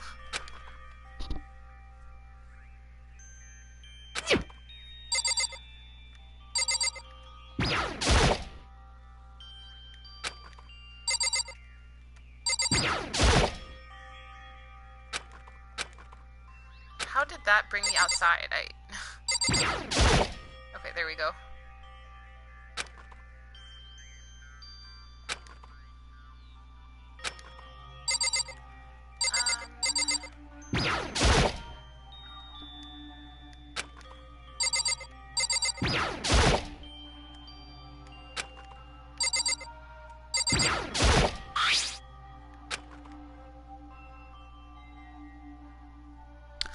I know, me too, Diamond. I thought, oh my god, like, I'm gonna have so much pressure be put on me. I'm gonna have to pick between different things, and then if I pick wrong, like, I'm gonna have someone be killed, and I love games like that, because, like, part of me is like, oh, that's ingenious, but then I'm playing it, and then it's, like, so much anxiety. I'm like, did I pick right? Oh my god, could I have saved this person? And then I'm, like, all stressed and stuff, so I go back and forth on that. I think when I am externalist to this, I'm like, oh, this is a cool concept, but when I'm playing it, I'm, like, suffering, because I'm just like, no, did I kill someone?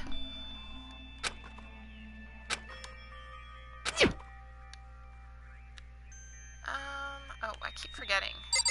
Oh, okay, no. This is as far as I can go, I guess. Ooh, yay, my first coin. There's a piece of paper hanging up the wall which says, announcement from Headmaster Monokuma. Each room's lock has been designed to completely protect against tampering or lockpicking. Remaking an individual room key is quite troublesome, so please make sure not to lose yours.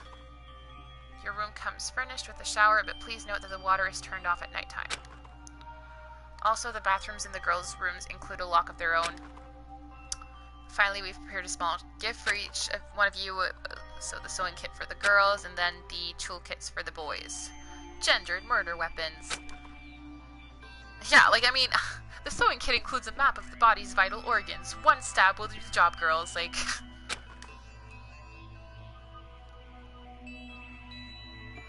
I was talking about the nicknames that we gave them on your stream, so yeah, some of them were pretty funny. Popstar Girl, we were calling her Katy Perry, and then, we were, calling, yeah, I talked about Taka being very, sort of reminiscent of Ida from My Hero Academia, and then, the Leon character has, like, the Kirishima hair, and when I first played, I gave them very... I don't know, very harsh nicknames like that. I reduced them to, like, a stereotype, because I was like, how am I going to remember, like, 15 people? So I had nicknames for them. I was like, I don't remember your name for now, but I'm going to call you this and call you that, and it helped my process. I'm better at remembering their names now, but the nicknames are still fun. Don't think, just feel. And let's all enjoy ourselves as we murder each other. Like, so normal. Okay, so what else? Okay, so I did all of this. Did I? And then I'm gonna try my door.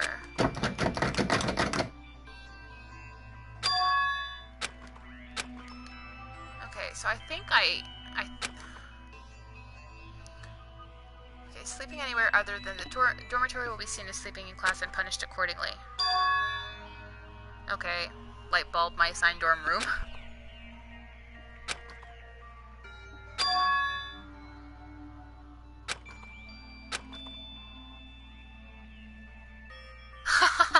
Oh no, Monokuma, how are you doing? Just here to watch. That's pretty good.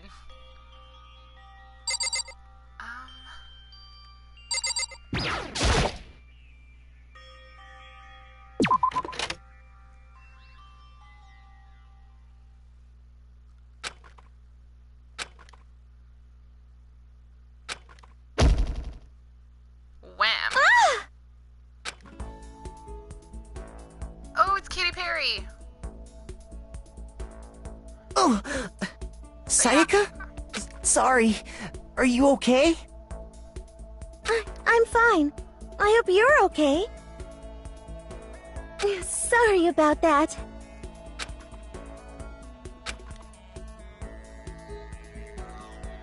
Are you hurt?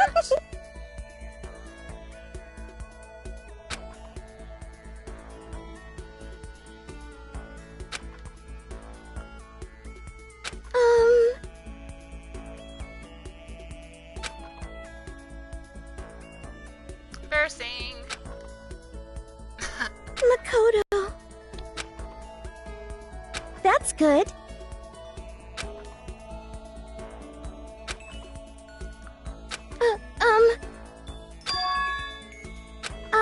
Listen. You see. Okay, so yeah, as I was knocked out, people were planning to split up and go search the school, so I missed all of that action.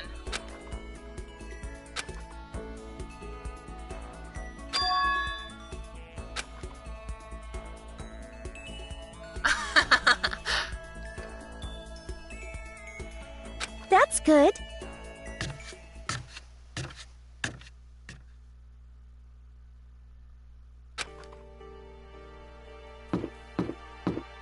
Okay, so we're gonna go to the dining hall.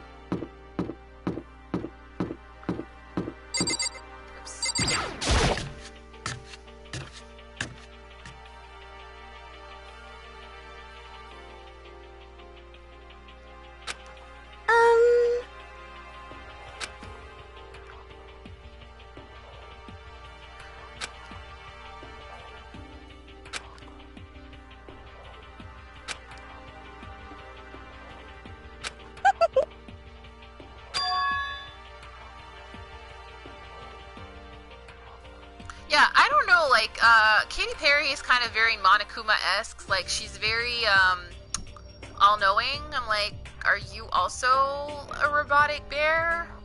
But in the form of a pop star? Because, yeah, she's kind of creepy. Like I said, I'm psychic. I just have amazing intuition. I feel like I have good intuition, too. I'm just not that creepy about it. I don't think I'm that good. Oh, okay. Talk about reactions. Oh yeah, I remember this. You're gonna be talking to Sayaka, right? Well, while you're talking to her, some purple words are going to appear, and here's how they work. So yeah. Oh, you're gonna be asking questions, okay. Okay, so as the purple words appear in the dialogue, you push the triangle button to select them, and then you will prompt dialogue on this specific purple portion, I guess. Yep. Okay. Okay.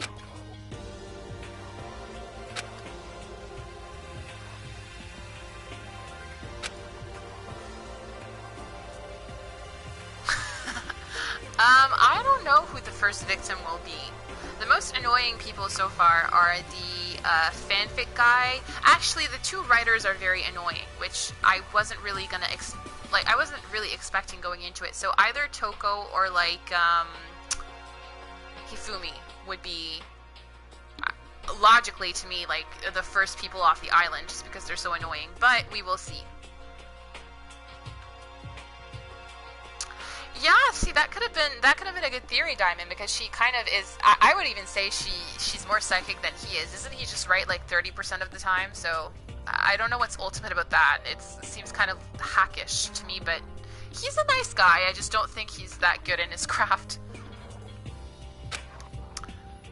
Okay. Hey, Makoto.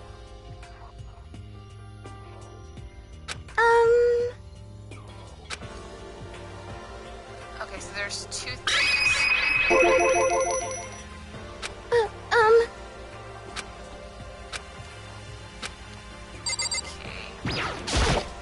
Hey,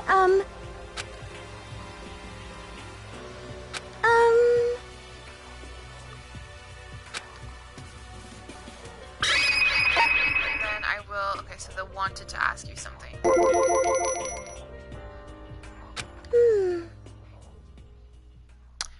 Yeah, that's right, they have a past.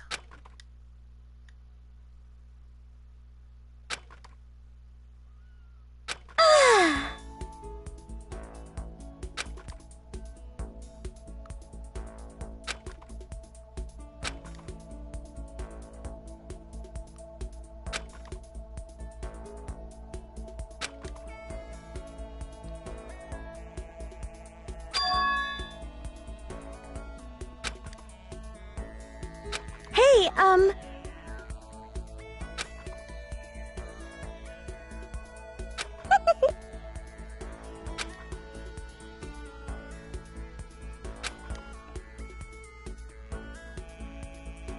Yeah, he keeps saying that. I'm very average, I'm very plain and all of that.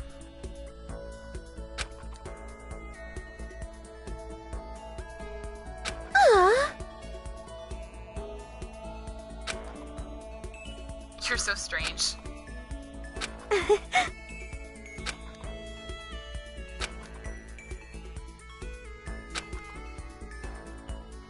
That's good.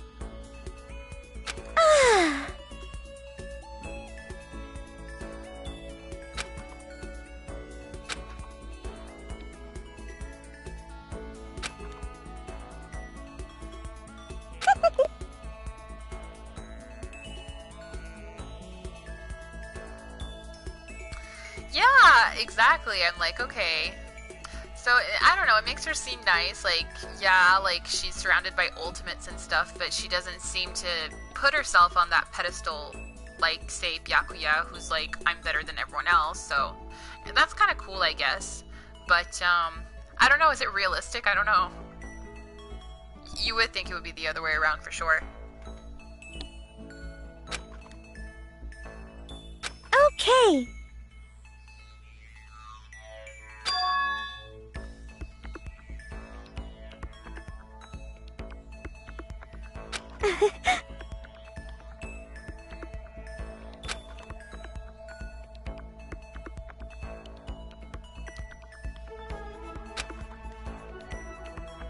When she says things like that, it makes my heart pitter-patter. Okay, or that.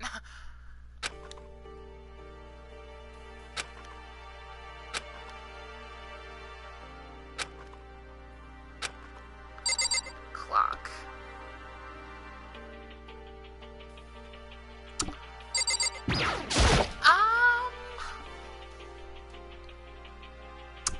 I don't know. Like, I'm a pretty analytical person, which is both a gift and a curse, as I like to say. I'm very, like, I remember, like, in school and stuff, like, I studied political science, and I remember I found it useful to be the way I was in that domain, but then, I don't know, like, when I have anxiety and stuff, like, being super analytical just means, like, I go through even more territory than, say, someone else might, and that's more of a curse, but I don't know, I guess I would see myself possibly as a talented sort of investigator, so I might be like an ultimate investigator or something like that. I like writing too then again, but I don't know if I want to be like a ultimate writer since, I don't know, I don't want to be Toko or Hifumi, so... Yeah, ultimate gamer would also count. That could be true as well. I play a lot of games. Ultimate gamer, ultimate anime nerd, ultimate investigator... Yeah, a lot of different possibilities, that's true. I don't know, what would you consider yourself, Diamond?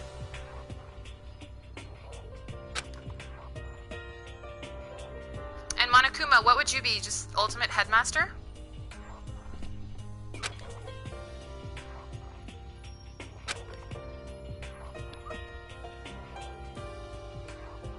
Hey,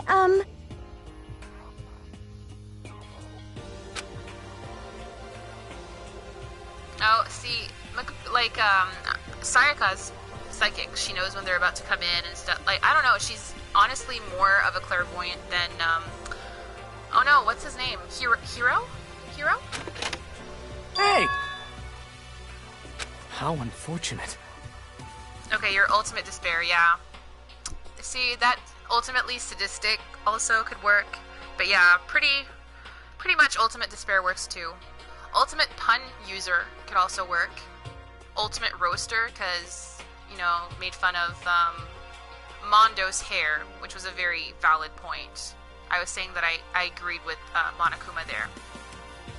Ooh, see, that one's good. Ultimate despair. See, that's very Monokuma-like. That's a good one. I didn't even think of that. Props.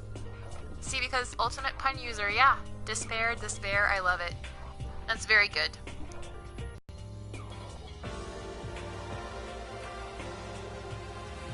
Got it!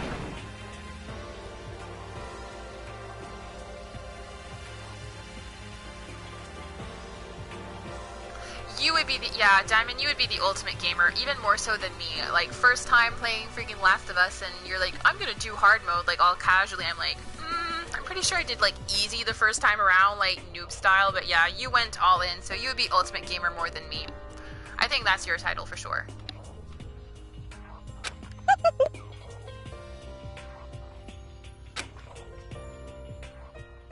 And soon after that, everyone got back in.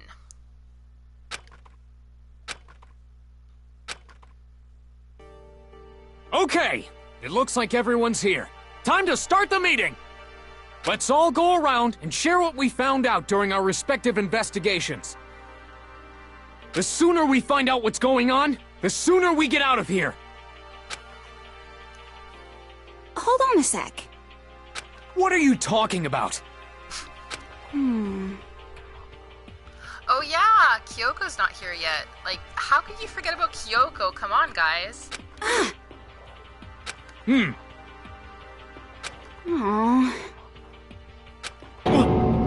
Who do I like the most? Kyoko. But I'll also say Monokuma, because, yeah, Monokuma's pretty entertaining. Yeah, Kyoko, Sakura, Monokuma. Yeah. I don't know, like, I connected with everyone at various points in the game. It's hard to say, but I would say probably my number one is Kyoko. Like, I want... Yeah, I don't know, I was looking at figures and stuff, and I love Kyoko, and actually the figure I was looking at that I really wanted, but it was, like, really expensive, was one of Kyoko, and Monokuma was actually, like, next to Kyoko, so it was kind of a best of both worlds kind of situation.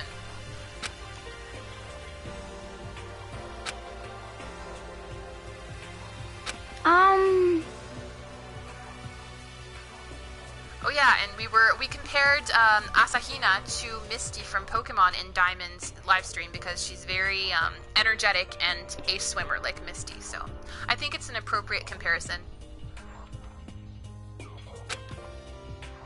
I like Taka too, and yeah, he has good good writing throughout the game, and I think he's interesting, and I think he stands out as a character.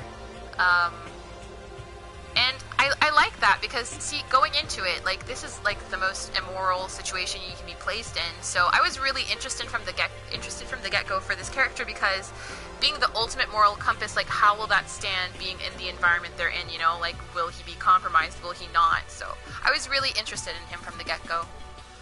Huh?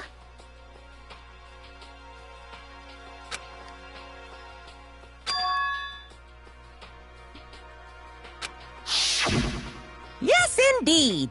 Stabbing, strangling, bludgeoning, crushing, hacking, drowning, igniting, how you do it doesn't matter. Yeah, you're pretty great, Monokuma. Pretty diabolically great.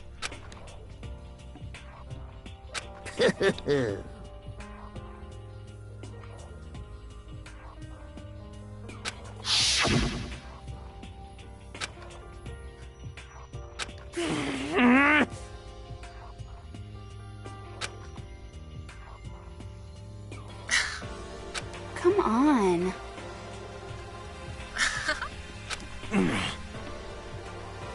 Punctuality is everything. Well, I think there's more important things, Taka, but... You hear me? You do you.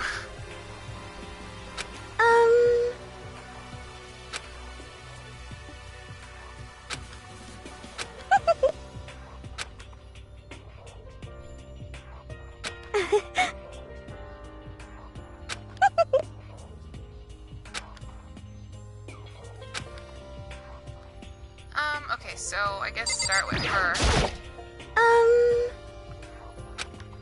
Everyone split up to investigate different parts of the building, but... You see...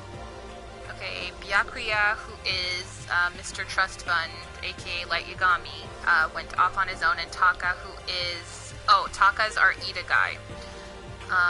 Moral compass. So they went on their own, and so did Kyoko, who's not back yet. Okay.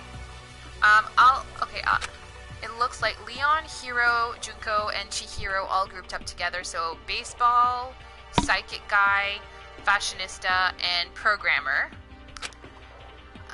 Okay, same goes for Hina, Sakura, and Mondo. So that is swimmer, girl. Sakura's the ultimate beastmaster, and Mondo's our biker gang leader. And then Celeste, who's our Lolita gambler girl, Toko, who is the girl with the pigtails who has the inferiority complex, and Hifumi, our creepy fanfic writer, were left over, so they joined up. Okay, so let's do that again, but I will target the different purple portions. You see. So what did Byakuya find out?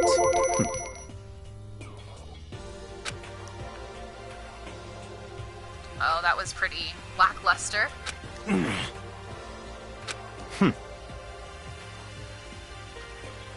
Yeah, I don't know if I would trust you to say anything if you did, but anyway, we'll have to trust you for now.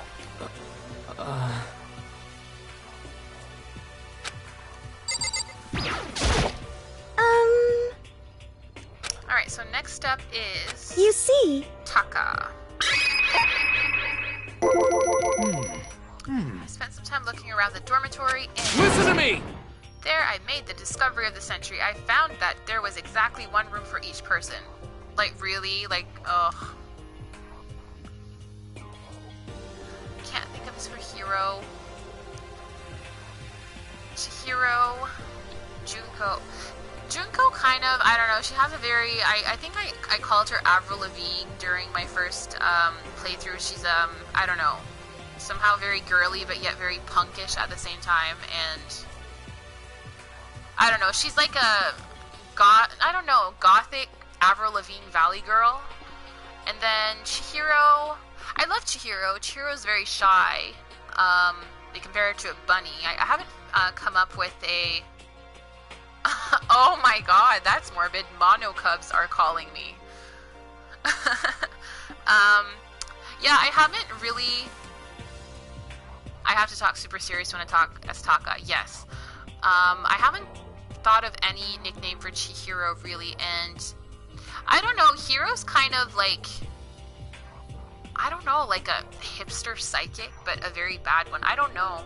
I need to figure out, and Hifumi, I mean, I don't know, Hifumi looks... I don't know, he looks like an animal, sort of. The mouth is very much like a dog, but I don't know, and then he has like the little alfalfa, like, I don't know, strand of hair sticking up. I don't know. I need to think of nicknames for them because, yeah, they would probably be the ones I haven't really, like, officially named yet. Okay, so there I made the discovery of the century. I found that there was exactly one room for each person. Yeah, it's pretty bad if Asahina figured that out, so I don't think it's the discovery of a century. Yeah, that's actually really scary, Monokuma. Like, 5 of you? Well, I don't know, you have a lot of different bodies in the game, and then you have 5 offsprings? That's concerning, actually. Yeah. Okay. Huh. Okay. Yeah, very obvious, okay. Well, yeah, it said your name on the key, it's obviously your room. And plus... See, the whole soundproof room thing, I don't know if it's a good thing or a bad thing. On one hand, like, I don't know, the rooms are very secure. Well, insofar that you can lock them and all of that. But then, on the other hand, if whatever happens and you get attacked, if the door's closed, no one's gonna know, so you're pretty much done for unless you're Sakura and you can kick their ass, so. Your next door neighbor could scream their lungs out and you would, yeah, exactly.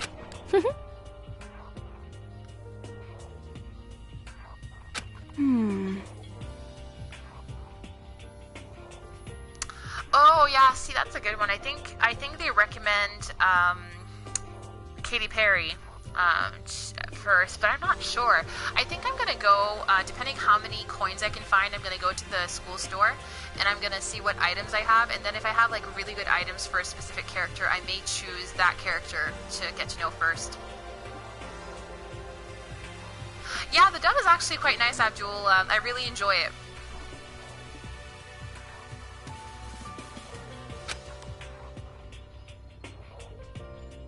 Yeah, that's right, he couldn't open his, so he'll have to... Yeah. Hey, come on! Quiet down and listen!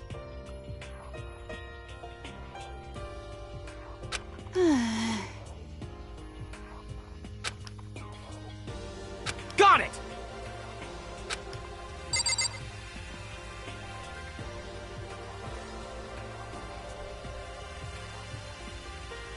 Oh really? I haven't played yet, so this is my second playthrough of this game. I haven't done Game 2 or Game 3, so that's interesting.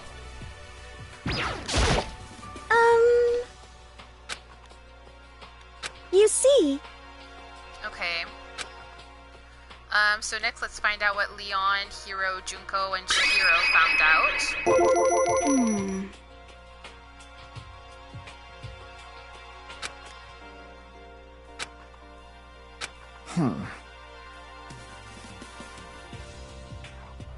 What should I do?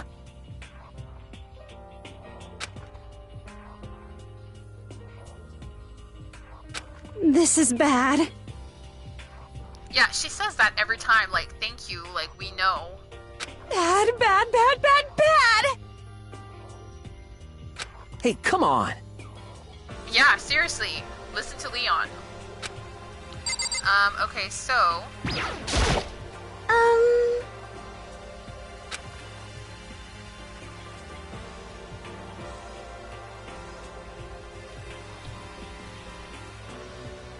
Okay, so you have to start a new game if you want to switch to language, probably. Yeah.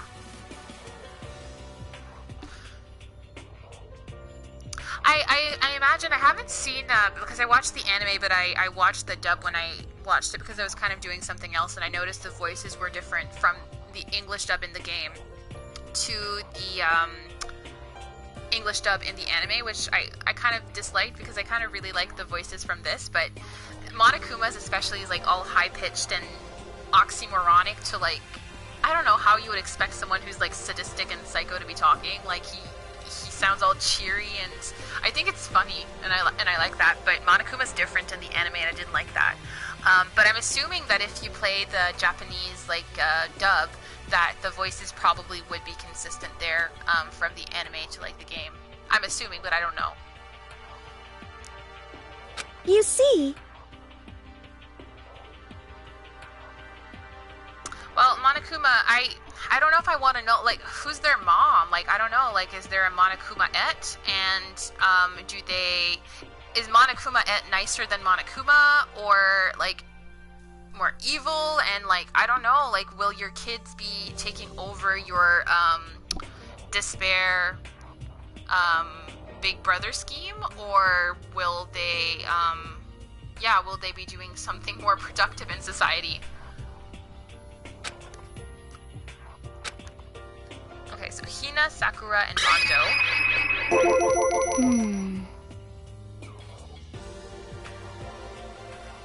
Sorry. Yo.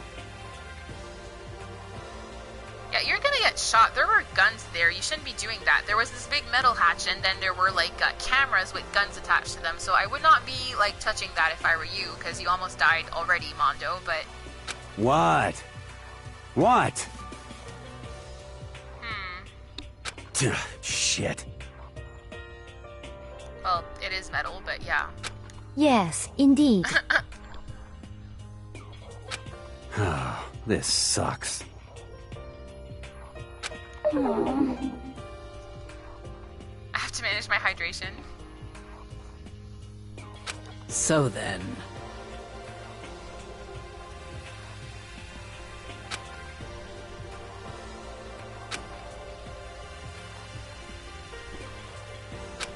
But... Oh yeah, I noticed that. Yeah, there are some parts that are closed off in the school, it seems. Yeah, Mondo's like, whatever happens, happens. Like, he's not gonna...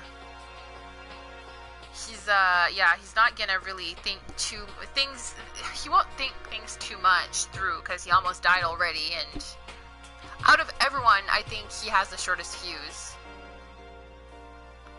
Yeah, he has the shortest fuse for sure. Okay, the mom, not sure about that as well. Was that a one-night stand, Monokuma? Oh my god, you should do better than that.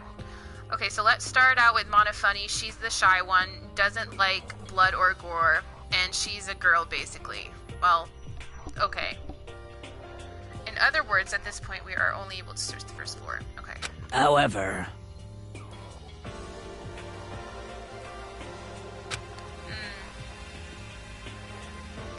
So we don't know how big the school is because there's portions blocked off.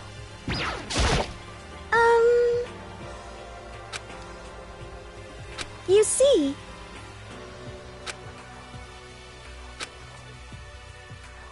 Okay, so our last group is Celeste, Toko, and Hifumi, so Gambler and the two writers. Let's see. We did nothing as one. We spent the entire time in the gym. Most unfortunate. So you were basically useless. Thank you. What the hell's wrong with you?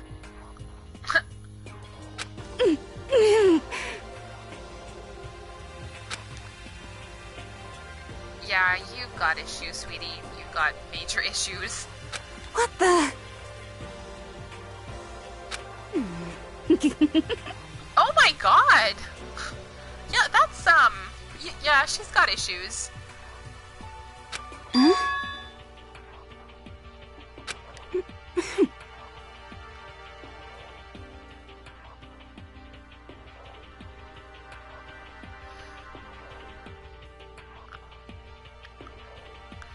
Well, Monokuma, your offspring, they sound very interesting. I don't know, like, if they're like their dad, they make me nervous, but they're probably cute, because Monokuma, you're kind of cute, even though you're very sadistic. Are you for real?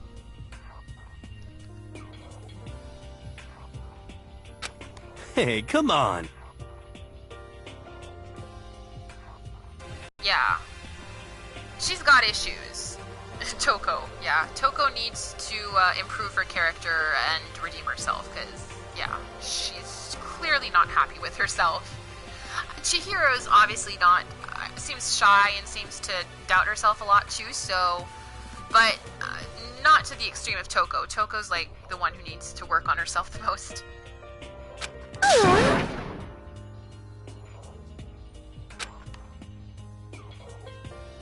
Hey,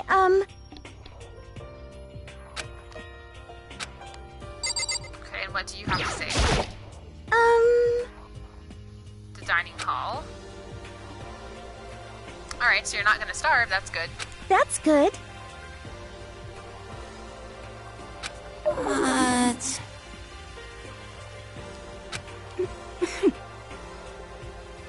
Oh my god.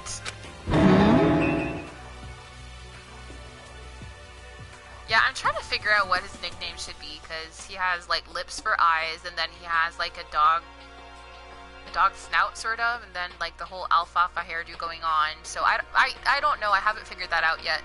There's too many things going on at once with him.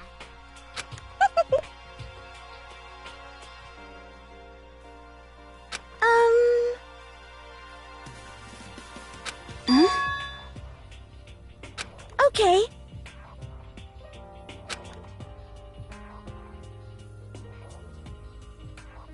That's...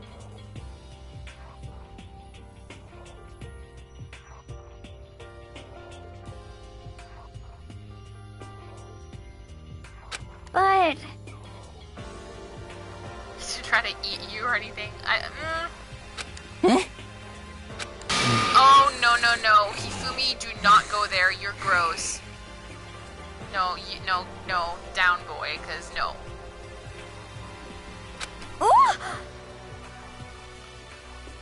Hey, you bastard! What the hell, fatty? You're acting like some kind of sleazy drunk dude. Actually,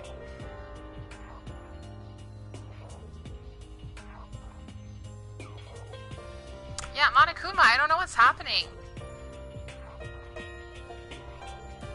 Not like there's a good kind of drunk dude. Hey! Shit.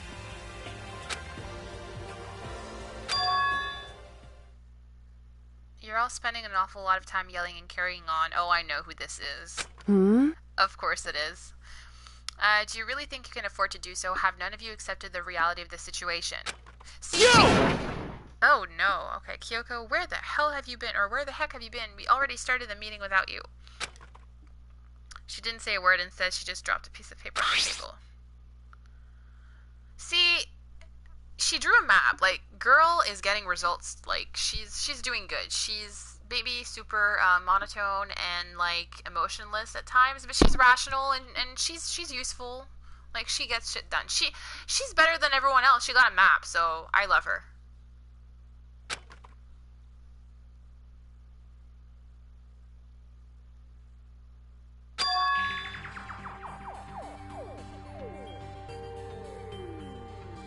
Yeah, it's true, and then, yeah.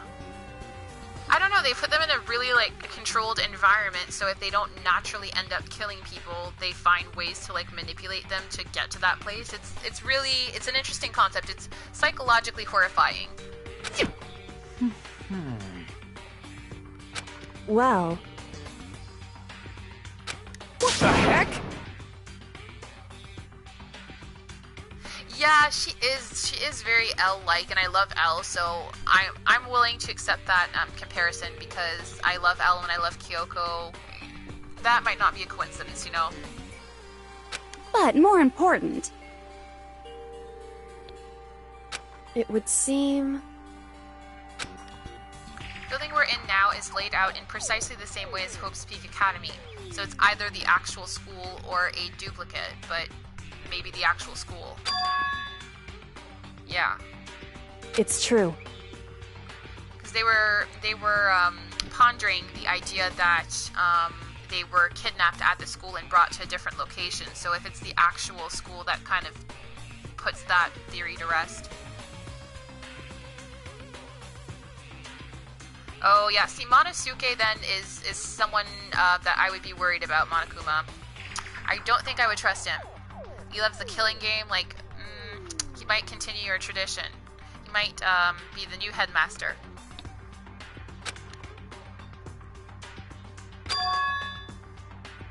Renovations. However...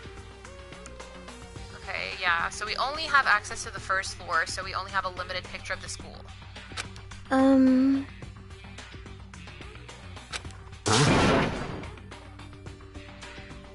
But...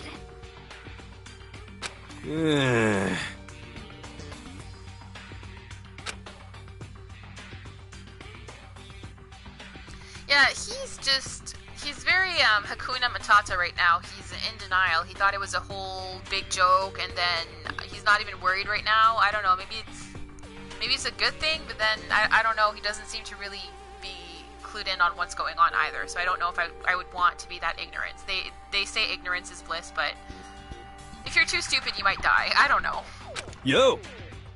Worried? What's there to be worried about?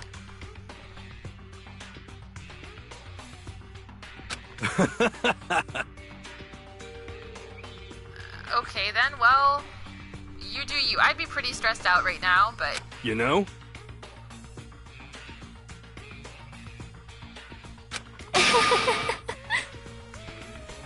what's your problem?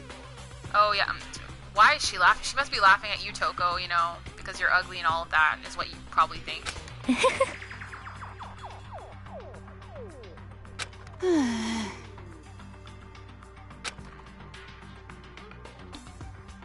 Oh!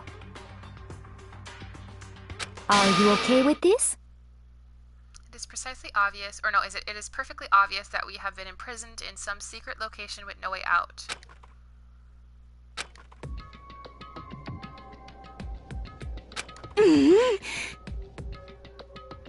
Well, it is what it is, so you kind of have to think about it.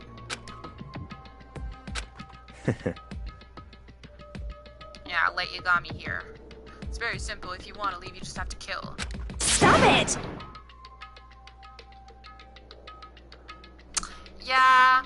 Yeah, he needs at least 50% accuracy, because 30%, I could get 30%. I could maybe get 40%.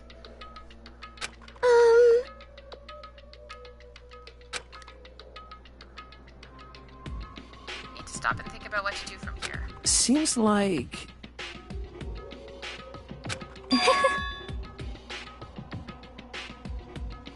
That's... Do you understand? A lack of adaptability is a lack of survivability. That is kind of true, though.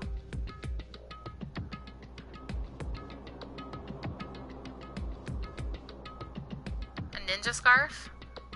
Did he steal it from Aizawa from UA Academy?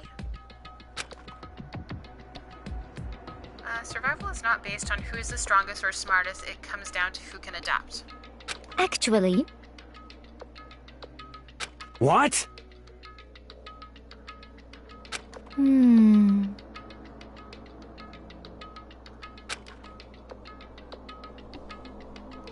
yeah. Nighttime is from 10 p.m. to 7 a.m. Some areas are off limit at night, so please exercise caution. So only some areas, which implies that you can access other areas during nighttime. Sleeping anywhere other than the dormitory will be seen as sleeping in class and punished accordingly. So if you're gonna sleep, you have to be in your dormitory, but if you're awake at night, there are some places you can access, I'm assuming. Let's see... So regarding this nighttime, I think we need to add a rule of our own. Going out at nighttime should be prohibited altogether.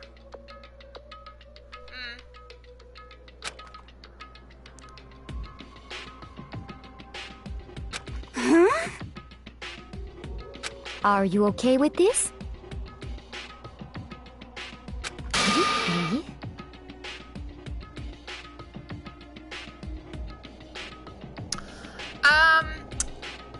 Your daughter sounds awesome, Monokuma. The other ones worry me more.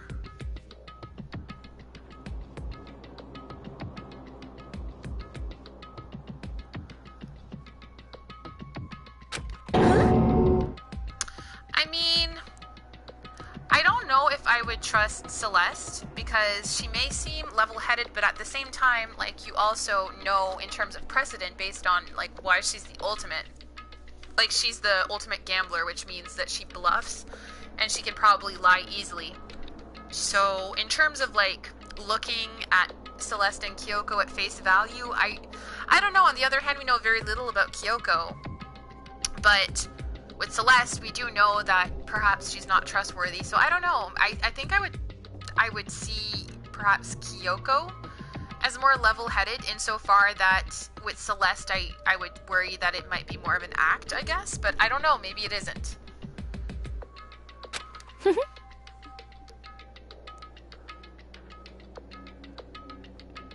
I see. Indeed. What can we do?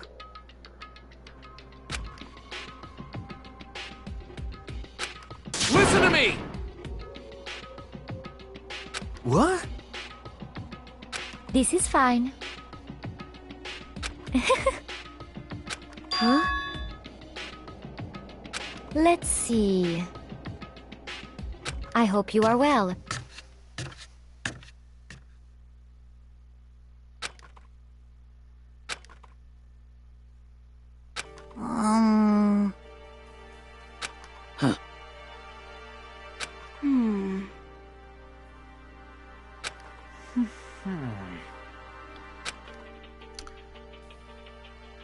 You understand? Huh? What can we do?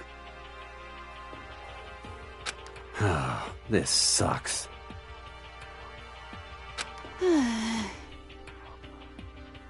So in the end...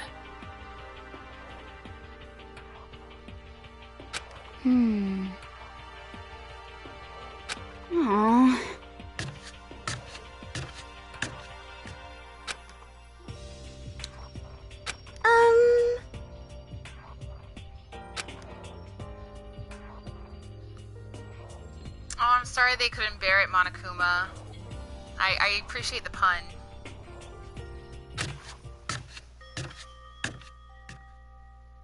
Okay, so... Oh, right, the bathroom door. So it couldn't open when we first tried it, and then when we were talking with the other student, so his door should be unlocked, and he couldn't open it. So I think Kyoko's presence is honestly a bad thing for whoever's orchestrating all of this, because anytime Monokuma is trying to sort of create chaos, which I think chaos is like the perfect way to sort of get everyone like in a cutthroat place where they might like lose their cool and actually like commit crimes.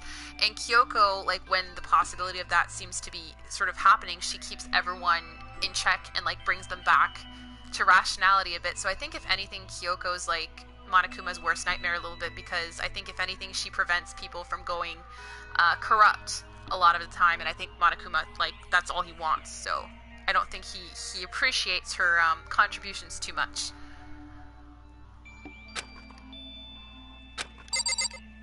Oh yeah, so...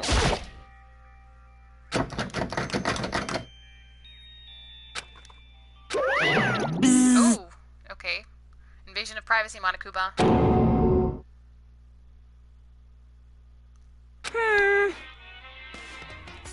Well, I mean, who will survive? On pure physical strength, I think the one who has the better odds of survival is Sakura, because she can destroy everyone.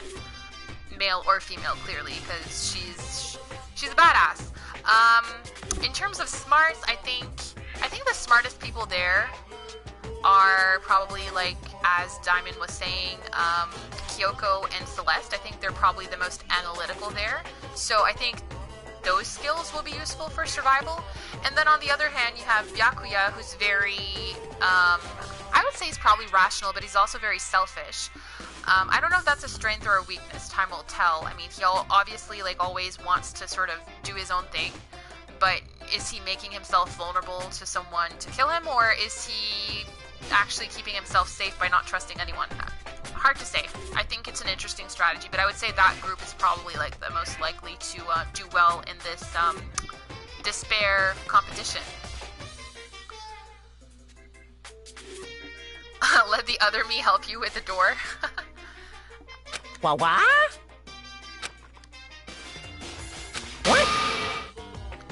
Makoto Niyagi, this is super duper majorly bad. So bad it's almost magical. Ultra magical, awful attack. Uh-huh. Okay, so there's a problem with the door frame. So it's not that it's locked, it just doesn't fit, so you have to probably... Hey, Didn't you see the notice? What can't you read? The bathrooms in the boys' rooms don't have locks. Yeah. See, what does this mean? I mean, a lock on a boy's bathroom is kind of pointless, don't you think? Like, why? I don't get it, but anyway, maybe I'm just stupid. Ba-bum, ba-bum. Oh no, Monokuma, no. Listen up!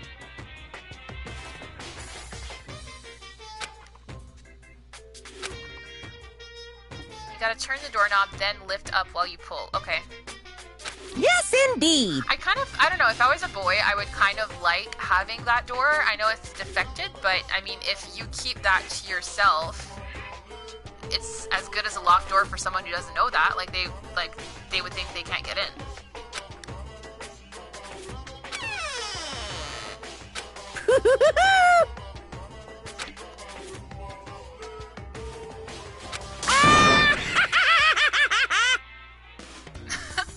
Bye-bye!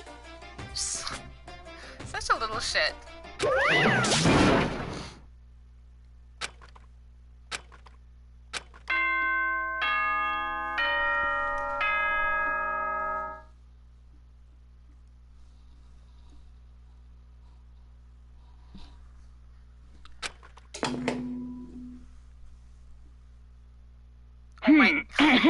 Look at Monokuma. This is a school announcement. It is now 10 p.m. Look at Monokuma. He's holding a cocktail. Like, oh my god. He's such a little shit. I love him. As such, It is officially nighttime. Yeah, that could be interesting. Sometimes this is not even a video game, but I remember, like, one of my favorite movies is based on the board game Clue, the murder mystery board game. And one cool thing that they had done is that they did multiple endings. And when it came out in theaters, depending on which theater you went to, you saw a different ending than someone else who may have seen it at a different theater. So at first people were like bickering, like, no, I saw the movie, this is how it ends. And they were like, no, it ends like this. And it's because they had multiple endings. And then when it came out on VHS, DVD, and then like eventually Blu-ray and all of that, they include all of the endings. But it's fun because you have the option, even like when you choose to play the movie, to randomize the ending, so you never know which one you're gonna get. I like when you have like different endings as an option. It's a lot of fun. Keeps things interesting. Soon the doors to the dining hall will be locked, and entry at that point is strictly prohibited. Okay then. Sweet dreams, everyone. Good night. Sleep tight. Don't let the bed bugs bite. Thanks, Monokuma.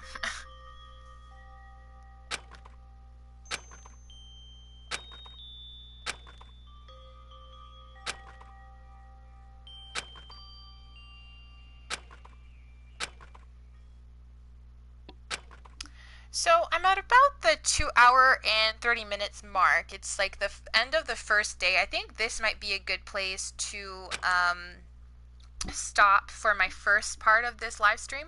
I'm probably going to continue this in the next few days. I want to get through this whole game and stuff, and I'll make sure to stream it every time. That way, even if you end up missing my live stream, you can go to my channel and you can catch up there. I'll make sure to keep things numerical with the different parts labeled and all of that. So I think I will finish this little bit here, and as soon as I'm able to open my e-handbook, I will go in the system setting and I will save it, and then we'll continue from here the next time if that's good with everyone. Oh, and we're gonna get, yeah, this is a cool little feature they do in the game. It's the Monokuma Theater. Every time at the end of a day, you have a little Monokuma bit.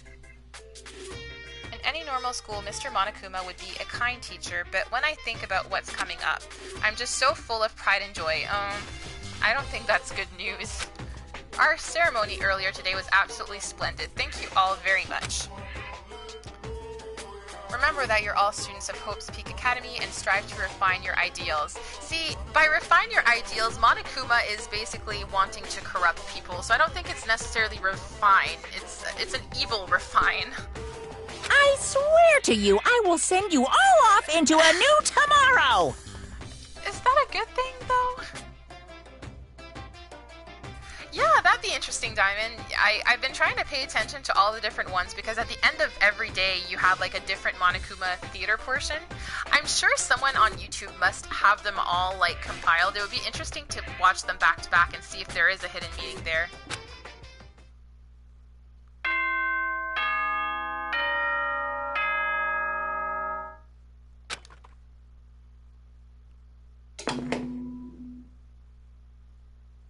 Oh my god. Good morning, everyone! It is now 7 a.m. and nighttime is officially over. Time to rise and shine! Monokuma, it's 7 a.m. and you're still drinking cocktails? Like, I don't want to be an interventionist here, but I think you have a problem. Like, Monokuma, do you have alcohol problems? Get ready to greet another beautiful day! Yeah, Monokuma, I'm concerned about you. Okay. Oh yeah, okay, so this is the start of the new day, so I'll just finish this little portion of dialogue, and then I will save, and I think when we continue off, we'll be, I'll do it in the next few days, but we'll be doing a ritual where we meet in the dining hall every morning and have a team meeting there and see what's going on at the school and all of that.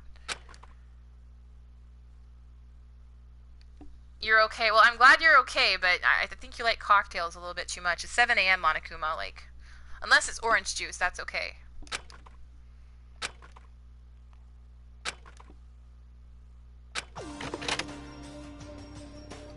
Okay, so, if I do this, and then I go to the system, I think it will, yeah. So I will save right here. And then, I just want to test to make sure that it worked. Yeah, perfect.